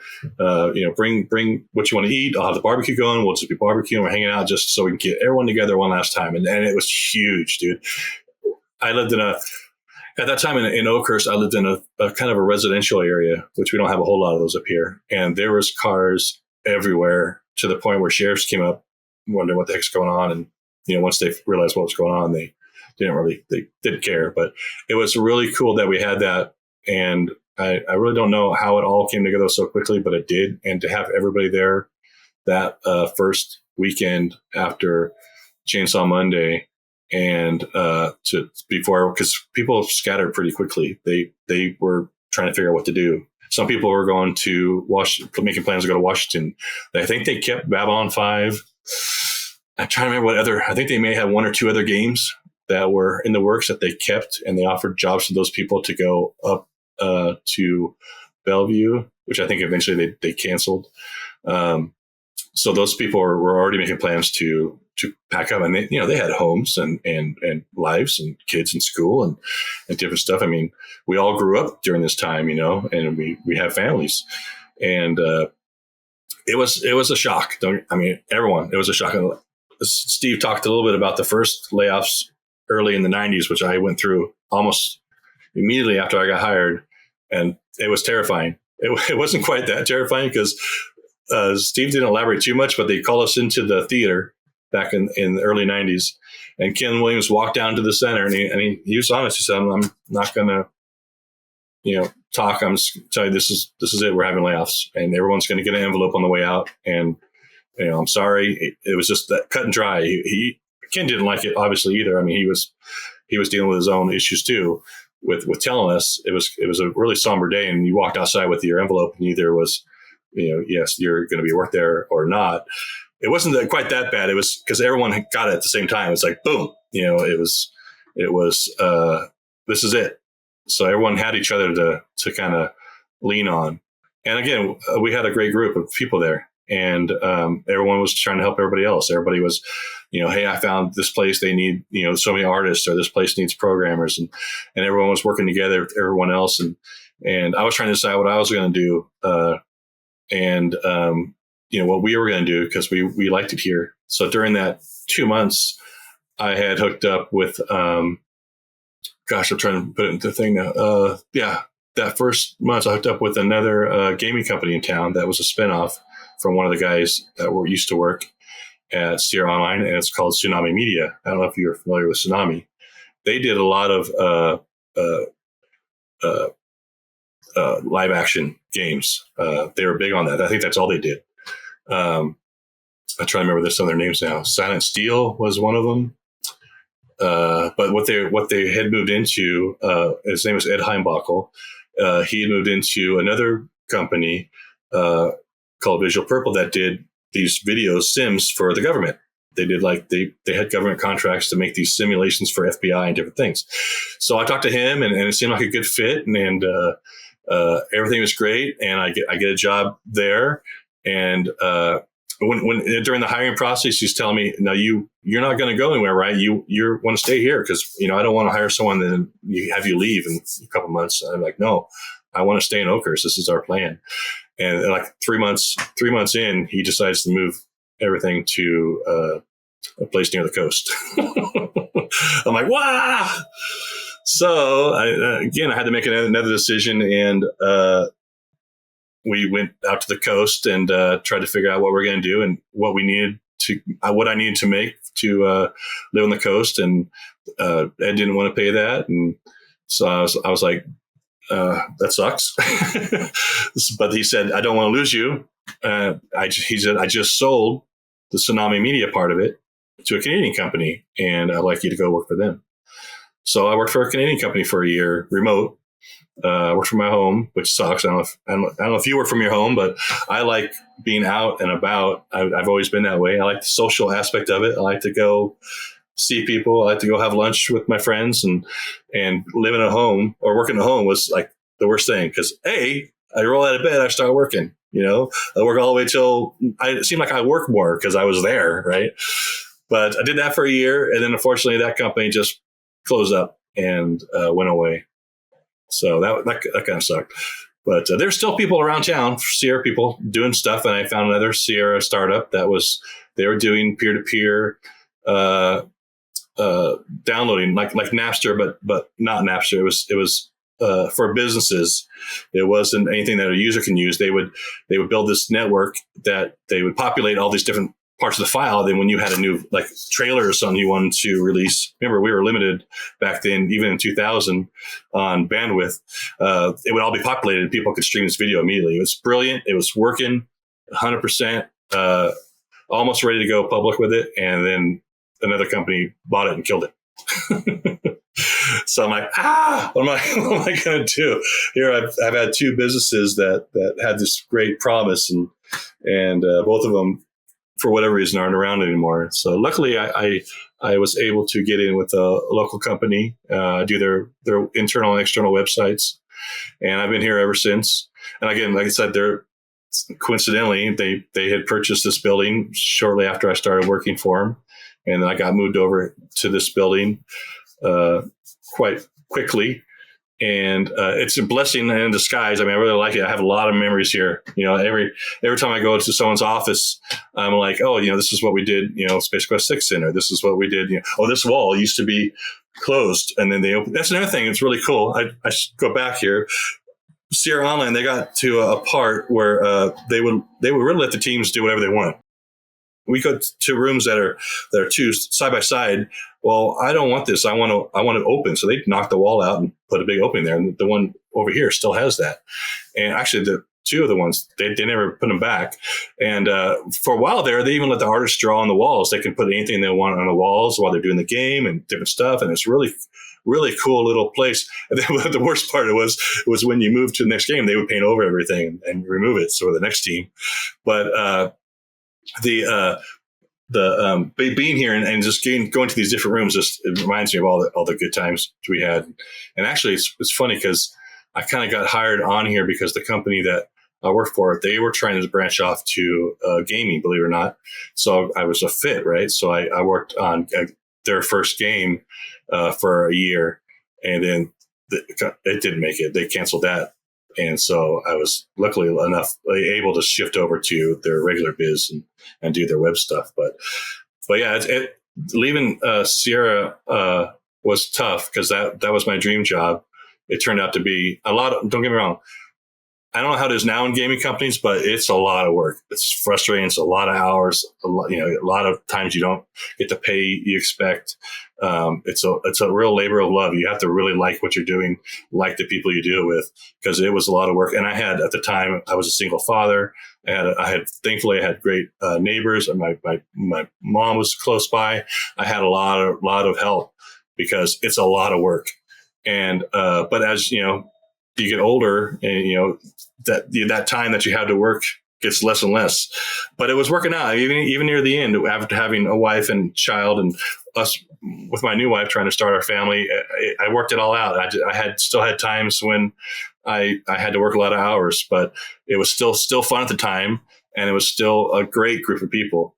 These people you worked with for 10 years, now they're all going to split off. So it was the initial shutdown was tough, and I've really gone long here on this one, but it was tough for everybody, and some people handle it better than others. But and a lot of friendships probably were lost, but surprisingly, Facebook, everyone jokes on Facebook, and I left Facebook for a while because it was pretty crazy. But with Facebook, I'm able to keep in touch with a lot of Sierra friends from Sierra, and like Steve mentioned, he wants to get a reunion going, and we're going to do it. We already got stuff in motion. I don't know. We'll see who shows up, but we even have hotel rooms blocked for people to come to town, and it's going to be in the summer, and we're going to get as many Sierra. I keep saying that's wrong. Sierra Online, a lot of Sierra, as many Sierra Online employees as we can come out and just low key, this barbecue. We're doing a barbecue. It's going to be, we don't have to barbecue because that's a lot of people, but we got a good local barbecue coming in. They're going to barbecue. We're going to hang out at the lake just like the old days and just reminisce, nothing too fancy, but just get everyone together. Because I think when we get everyone together again, it's all those, like today, all those memories are going to come back. And for a lot of us, those are the best, that's the best decade of my life. I have a lot of good friends. We don't see each other all the time, but I still have a lot of good friends, a lot of good relationships. Still talk to Josh, still talk to Rich Powell. He's a good friend. Steve, we kind of lost touch, but now we're back in touch. It's just life kind of happens sometimes where, these people that you really, me and Steve, we are together all the time. We did everything together. We really enjoyed the same things. So these people you spend all this time with, it's hard just to shut that off. And even back in 2000, it was tough because we didn't have, we had really rudimentary cell phones, but we didn't have a Facebook or anything to keep track of, or YouTube for videos. And it was a lot harder back then to keep track. And you'd call and hopefully, hey, I'm coming through town. Let's get together. But nowadays, with the way we do media is, we're able to keep track of people, and so hopefully we'll get a lot of people coming out next year, and we'll have to take some pictures and some video and make sure people can see it. But it'll be really good to get the group back together and just re-experience all those moments. I'm looking forward to it.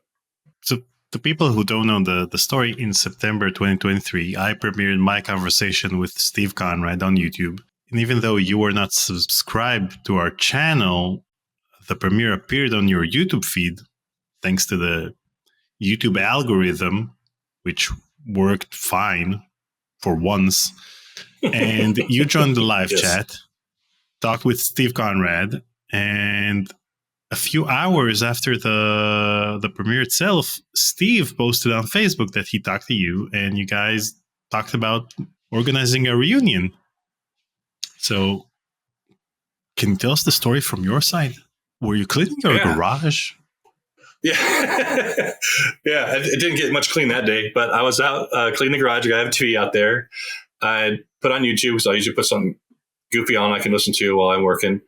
And your thumbnail popped right on my screen. I was like, what? So I started playing it from there. And I said, no, I got to go inside. So I shut everything down and went inside and watched it. I had no idea anything about this. Watch it. And it was, like I said, it was so good to hear Steve's voice again and his laugh. And he's exactly the same as he was back in the day. He hasn't changed. He's just goofy. He has the funniest laugh that just when he starts laughing, I start laughing. It was so good. So thanks to you, we got in touch again. We talked for at least an hour after the show. Got caught up with everything that's been going on with his kids. And I knew he had one son. I didn't even know he had his older or younger son, because he had his first son when he was here. So I think I knew. I just had never heard anything about him. So it's neat to hear what they're up to, what he's up to. He's still close by. He's doing really good. We're both, he started working out after unfortunately he had a heart attack.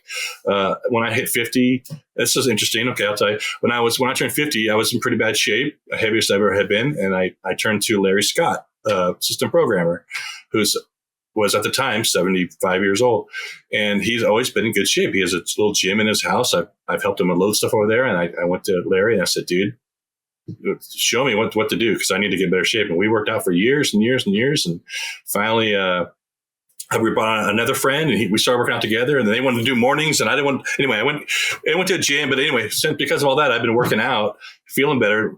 And Steve's been working out. He kind of had the same realizations that I did as we got older.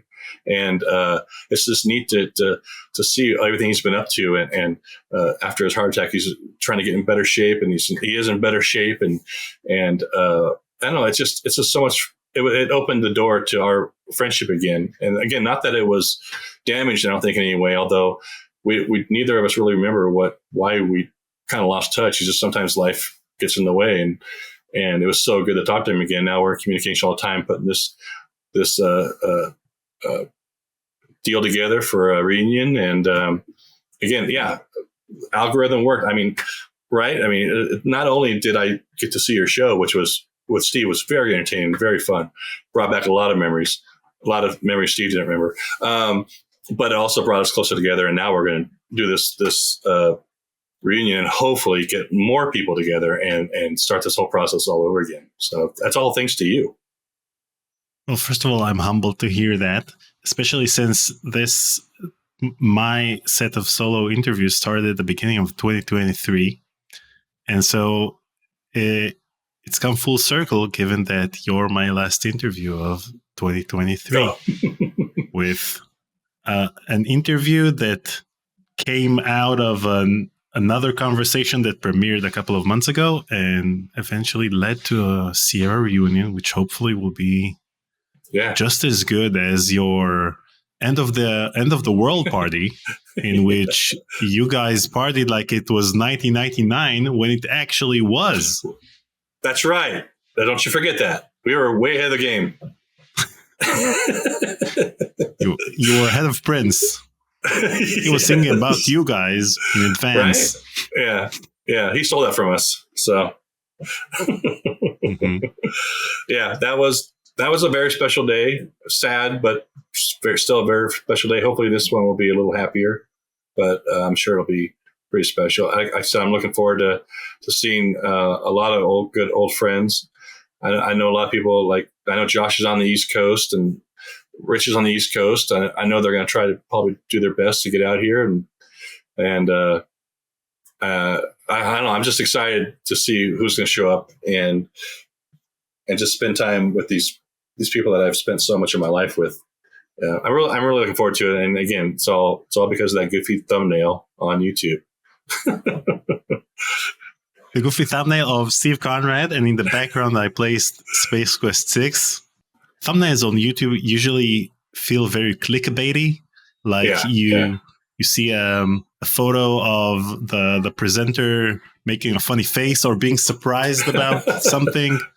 Yeah. So I hate that. I hate it wholeheartedly. So that's why I try to keep my thumbnails very basic, even though that doesn't get that many views as those clickbaity thumbnails. But I'm glad that my non-clickbaity thumbnail got you hooked on this conversation and led to all of these things. So, oh yeah, it's crazy. Again, I'm honored to hear that. The world's a crazy place, and when sometimes things just work out the way they're supposed to, and that's obviously the way it's supposed to. So, yeah, I mean, even if the reunion doesn't happen, which I will, just getting back in touch with Steve was just great. I even a good friend of ours, Jack, who also worked for Sierra, got back in touch with him too. And again, nothing that we ever disagreed about, just losing touch. We just lost touch. Jack was working for Sierra, the online. What's it called? Sierra Online. Imagination Network.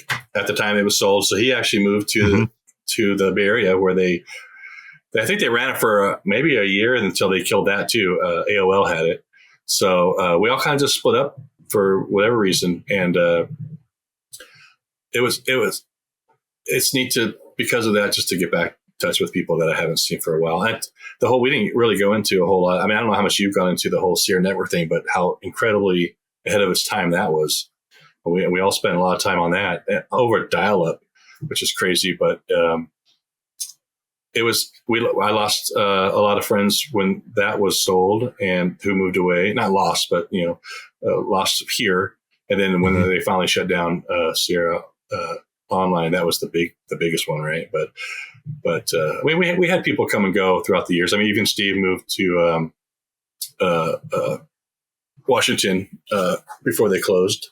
But we still kept in touch, and but yeah, this I'm really looking forward to it. I hope a lot of people show up, and we'll try to document whatever we can, so you guys can see how it'll happen. Because I know some people said on your last video, hey, make sure you stream something from it or something, and I'm not the best with all that streaming technology stuff, but I'm sure we can probably figure something else out. Although there's not a whole lot of coverage at the lake, so we'll see. Well, once this conversation premieres, then I will get you and Steve for a live stream in which we'll play Space Quest 6. Okay, And who knows? Maybe we'll find an Easter egg. Maybe we'll find an Easter egg that hasn't been found up until that point. We're back on Space Quest, right? Because before you were going to say we're going to have to watch Phantasmagoria, but we're doing Space Quest? You're off the hook. I'll tell you what, I will make sure I play it before we stream Space Quest, just to make you happy. So I will play it. I'm sure I'll enjoy it immensely. You do that. If not, you can watch the playthroughs on our channel. We did a playthrough of Phantasmagoria 1 with the lead actress. Oh yeah, I saw that. I haven't watched that yet. I will watch that. It's like long, right? Is it like a couple hours? It's like long. Yeah. Yeah. I will watch that. At least watch that before. I was just recently going through your feed, and you guys got a lot of stuff. So I'm way behind. Yep. So you got a lot of really cool people you've interviewed in the industry that I'm interested in. So I need to go back and watch those. I watched a few of them, but I'm way behind. And now you're another cool person in that list. Well, remains to be seen. I think I'm cool, but if you ask my daughters, they may. You I are. think I'm cool. You are. The thing is that a lot of the times the people who worked on these classic games don't realize how much of an impact these games made on our lives as kids. For you, it was a work day in which you had to handle the bugs in a game or work on the engine or whatever. But for us, it was hours and hours of fun in which we'd either get frustrated because of puzzles or get emotional about a scene or get frustrated because there's a game-breaking bug and I have to wait 3 months for the floppy. So either way, it was very emotional for us. So this is my way of thanking you guys for being a part of our childhood. Well, that's awesome. And know, too, that I'm not speaking for everybody, but I think the vast majority of people that were working on those games that you loved were doing it because they love to do it, and they wanted to make a game that was fun for you. And that was a big driving force with what I did. And I was, like I said, I was really, really critical on every little thing that I did because I wanted everyone who's playing it to enjoy it as much as I'm enjoying it. And those games are made for the most part. I'm sure there's people that may disagree, but with a lot of fun involved, a lot of people who love what they're doing, love making products for people. And I love hearing about people who play the games that I played or made back in the day. And I love to hear the stories about them, even if they ran into a bug. But it makes me feel good hearing that again, because we did put a lot of work into it, and we did want to create a product that was as bug free as possible. I mean, we knew it's going to happen, but we knew that these kids were getting, especially around Christmas, right? You wanted to make a product that was good that they're going to enjoy, because this is a big gift for a lot of people. And it's nice to hear from people that really enjoy that and have enjoyed the products that we've made. But yeah, it's good to hear. Thank you. You don't need to take it personally. I didn't talk about the bug in your game. King's Quest 7 wasn't the game you worked on, so you're off the hook. All of the games you worked on are perfect. Whoa. Maybe not perfect, but pretty close to it, I would say. Too funny. We do have I will say, we do have a couple things, secret stuff that I'm not sure if they've heard. They may have been noticed out. They may have been found out there too. I can't remember if I've seen them or not, but for at least for Space Quest and Freddy Pharkas, we had tricks that we'd use. We had 3 files that we put in the root folder. That if we had those 3, there's 2 or 3 files in the folder, and the code realized that, it would put you into like a different mode. Like for Space Quest, you can go into any area you wanted to go into, any room you want to go into. You can watch all the videos. For same thing with Freddy Pharkas. If you had these 3 files in your root directory, you could go to any part of the game you wanted to go. We use that to test, or get to a part of the game that we needed to do. And a lot of the older games had that too. There was also like little, if I remember right, in older games, there was hotkeys, stuff you can push to bring up like which room to go to, like debug type stuff. But I remember for those specific 2 games, we had specific files that we put in there that gave users a lot. And I still throw them in there every once in a while when I play, so I can jump to scenes I want to see in Space Quest. So they still work, even on the Steam version. You just got to go to that folder and throw them in there. But I'll have to get that to you, what the files are called. They don't need to be contain anything. They just need to have these 3 file names. So Wait, I'll so have to find that information. they are not available online at the moment? I don't think so. I mean, they could be. I haven't seen them anywhere. And I can't remember. I hope I have them somewhere that I remember. I know I have the Freddy Pharkas source code on CD somewhere. Actually, I have it uploaded to the cloud, I think. I'm sure those files are in there. What? You have the Freddy Pharkas source code uploaded? Yes. The cloud? Yes. In the cloud, because I backed it up, because I had it on CD, and CDs, they don't last forever. Yeah. From including my work folder, I think Steve's work folder, all of our work folders in there. So, yeah. What else have you kept from the Sierra days? That's the only backup source code that I think I've took. I don't think I may have taken Space Quest, but I haven't found it yet. But I haven't been through everything. I'm going through a cleanse in my house with a lot of boxes and stuff. So I may find more, but I did find the Freddy Pharkas source CD, and it actually says Freddy Pharkas source CD on it. And I don't think it's the one before we did the CD version. I think it's pre-CD version, which makes sense. But yeah, it doesn't run. I mean, I don't have the.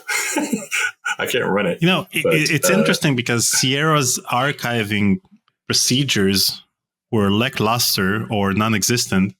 So anything that has been kept from those days at Sierra is pure gold. I know. Even when they started, even when they remastered Gabriel Knight, Sins of the Fathers for the 20th anniversary, they didn't have access to anything from back then. I mean, the audio recordings, they didn't have the master recordings. So they had the original files, and they couldn't use them because, it was 11 kilohertz, and you can't use that in a game that's released nowadays. So they re-recorded everything. So they didn't have Tim Curry. They didn't have Leah Remini.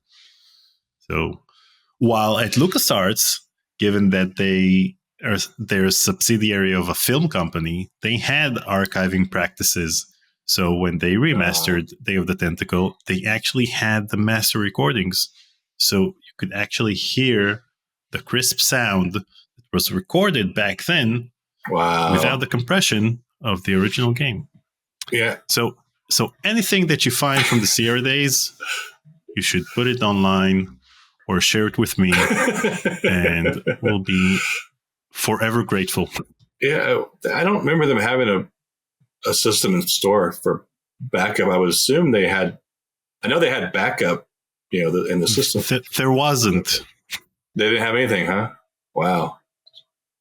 Just whatever see. After it was everything ended up in a landfill. Probably. Well, before CD, there wasn't a whole lot to store it on. I think we had zip disks. Maybe. I think I have an optical drive over here still. That's still CD though. I still do have an optical drive. There wasn't a way to really for us to back it up until we had CD, cheaper CD burning technology, not $100 a disc. So that for some reason I was able to back that up on CD for Freddy Pharkas. I'm sure I have one for Space Quest somewhere. I just haven't found it yet. But yeah, that'd be kind of cool. We'll have to talk. I haven't released it to anybody. I know that people have asked for it in the past, but I haven't released it to anybody. But I guess it doesn't really matter, right? I mean, you can send it to me. Yeah, we'll talk. First of all, it doesn't matter because now with the Microsoft acquisition of Activision being in its final stages, then Microsoft would own the IP. And unlike Activision, they're a bit more lenient when it comes to, fan sequels and all of these source code releases. They're nice. Maybe this will lead to more sequels and actual source code uploads? We'll see. I know Microsoft is pretty easy going with stuff because, on a side note, ever since watching Guardians of the Galaxy 2 and falling in love with the Zune, I realized quickly that the Zune's been discontinued since like 2014 or 2012. Yeah. So if you had a new Zune, you want to replace the hard drive, you had no way, you could never use it again because the servers are down. Well, I found a way to host. There's a way to do it. You have to do it through your computer. Well, I host a site that has all the information for it. So all you need to do to restore your Zune is to change your host file and point to my right server. So, hey, everyone's rejoicing. Well, Microsoft contacted me this year before Guardians 3, and I was really kind of worried because I'm like, the email I got was, hi, I'm so-and-so from, or he didn't even say where he's from, but he said, if you look at my email address, you'll know where I'm from, and I'd like to talk to you about your Zune update site. So I was freaking out. Oh, gosh. And then I called him, and he said, first of all, we love what you're doing, which was a relief. But they wanted to use my site for some of the promotion for the new movie.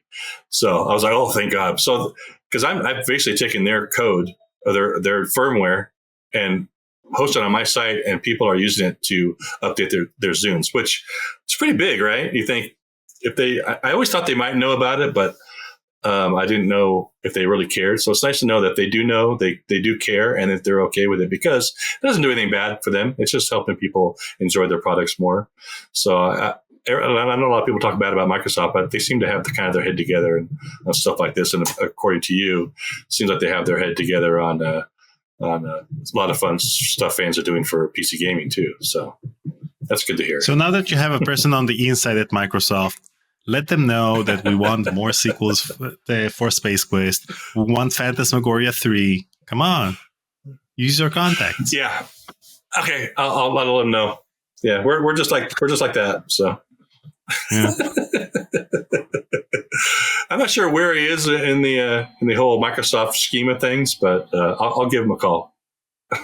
Maybe it was a phishing scam. Maybe. I did have some credit cards confiscated. No, just kidding. No, it was all good. I checked them out. It was all legit. They used my site in their video, and I was all excited.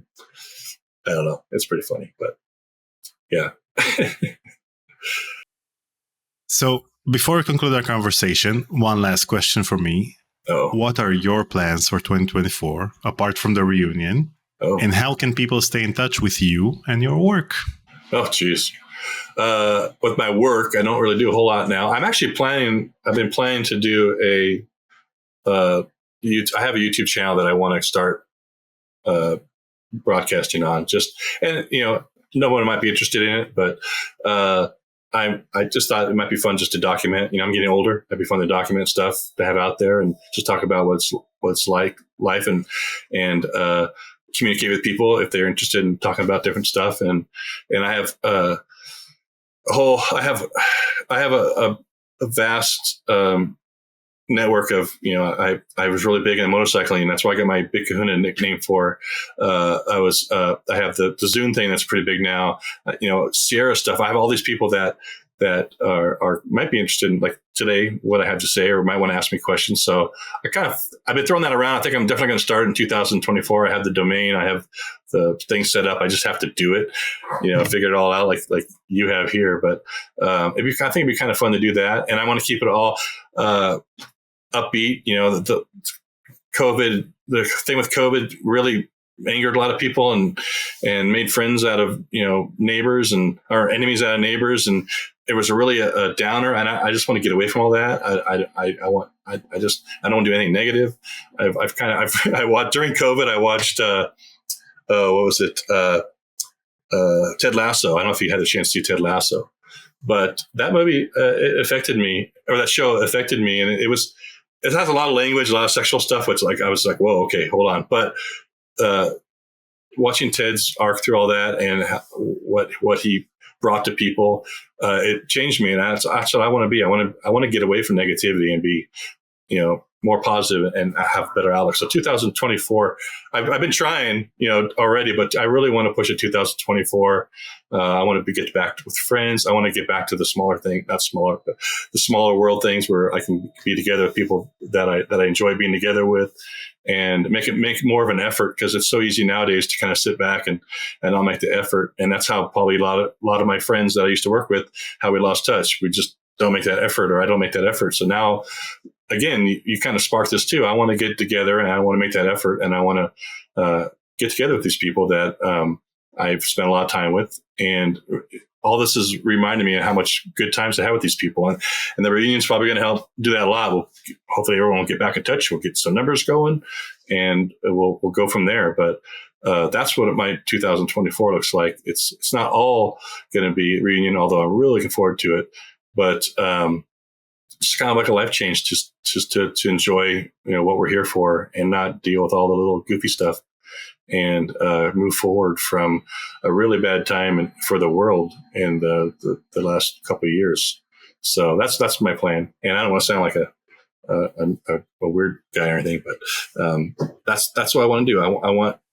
That sounds awesome. Yeah. What are you talking about? Yeah. COVID was a dark time, and it still affects us, and I just want to get past that. And I don't want to get into politics of it or anything. I just want to move forward. I want everyone that I know that I want to spend time with, I want to spend time with them. And just, there's so much more to life than dealing with goofy stuff. And that's where I'm planning to do 2024.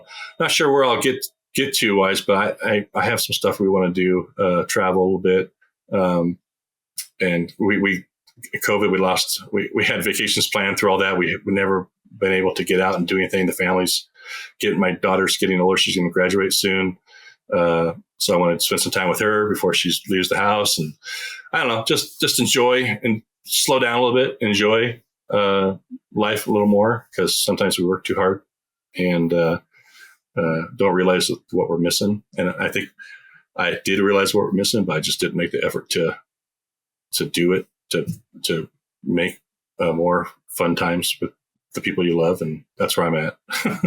I know it sounds goofy, but no, it sounds awesome. And hey, who knows? Maybe I'll get my live stream or my video thing going, and you guys can see what's in this goofy head of mine. And if you ever need help with your YouTube channel, you can always contact me. I'll be happy to help. All right. I'll take you up on that. Well, thank you so much, William, for hanging out and chatting with me today. It's been an absolute pleasure. This is a lot of fun. I was a little worried. I was on the fence talking to when we were watching Steve's broadcast, but I kind of came around pretty quick. I really like how you interacted with Steve, and I really look forward to a stream with Steve and you and I doing the Space Quest 6. I really look forward to that, because I really had a fun time with that game. I know Steve did. It'd be fun to go back. We'll probably remember things as we go too, even more. So we'll have to see. We'll schedule it immediately after this conversation. All right. Sounds good. Thank you, William. All right. Hey, stay real. I don't know what that means, but stay real.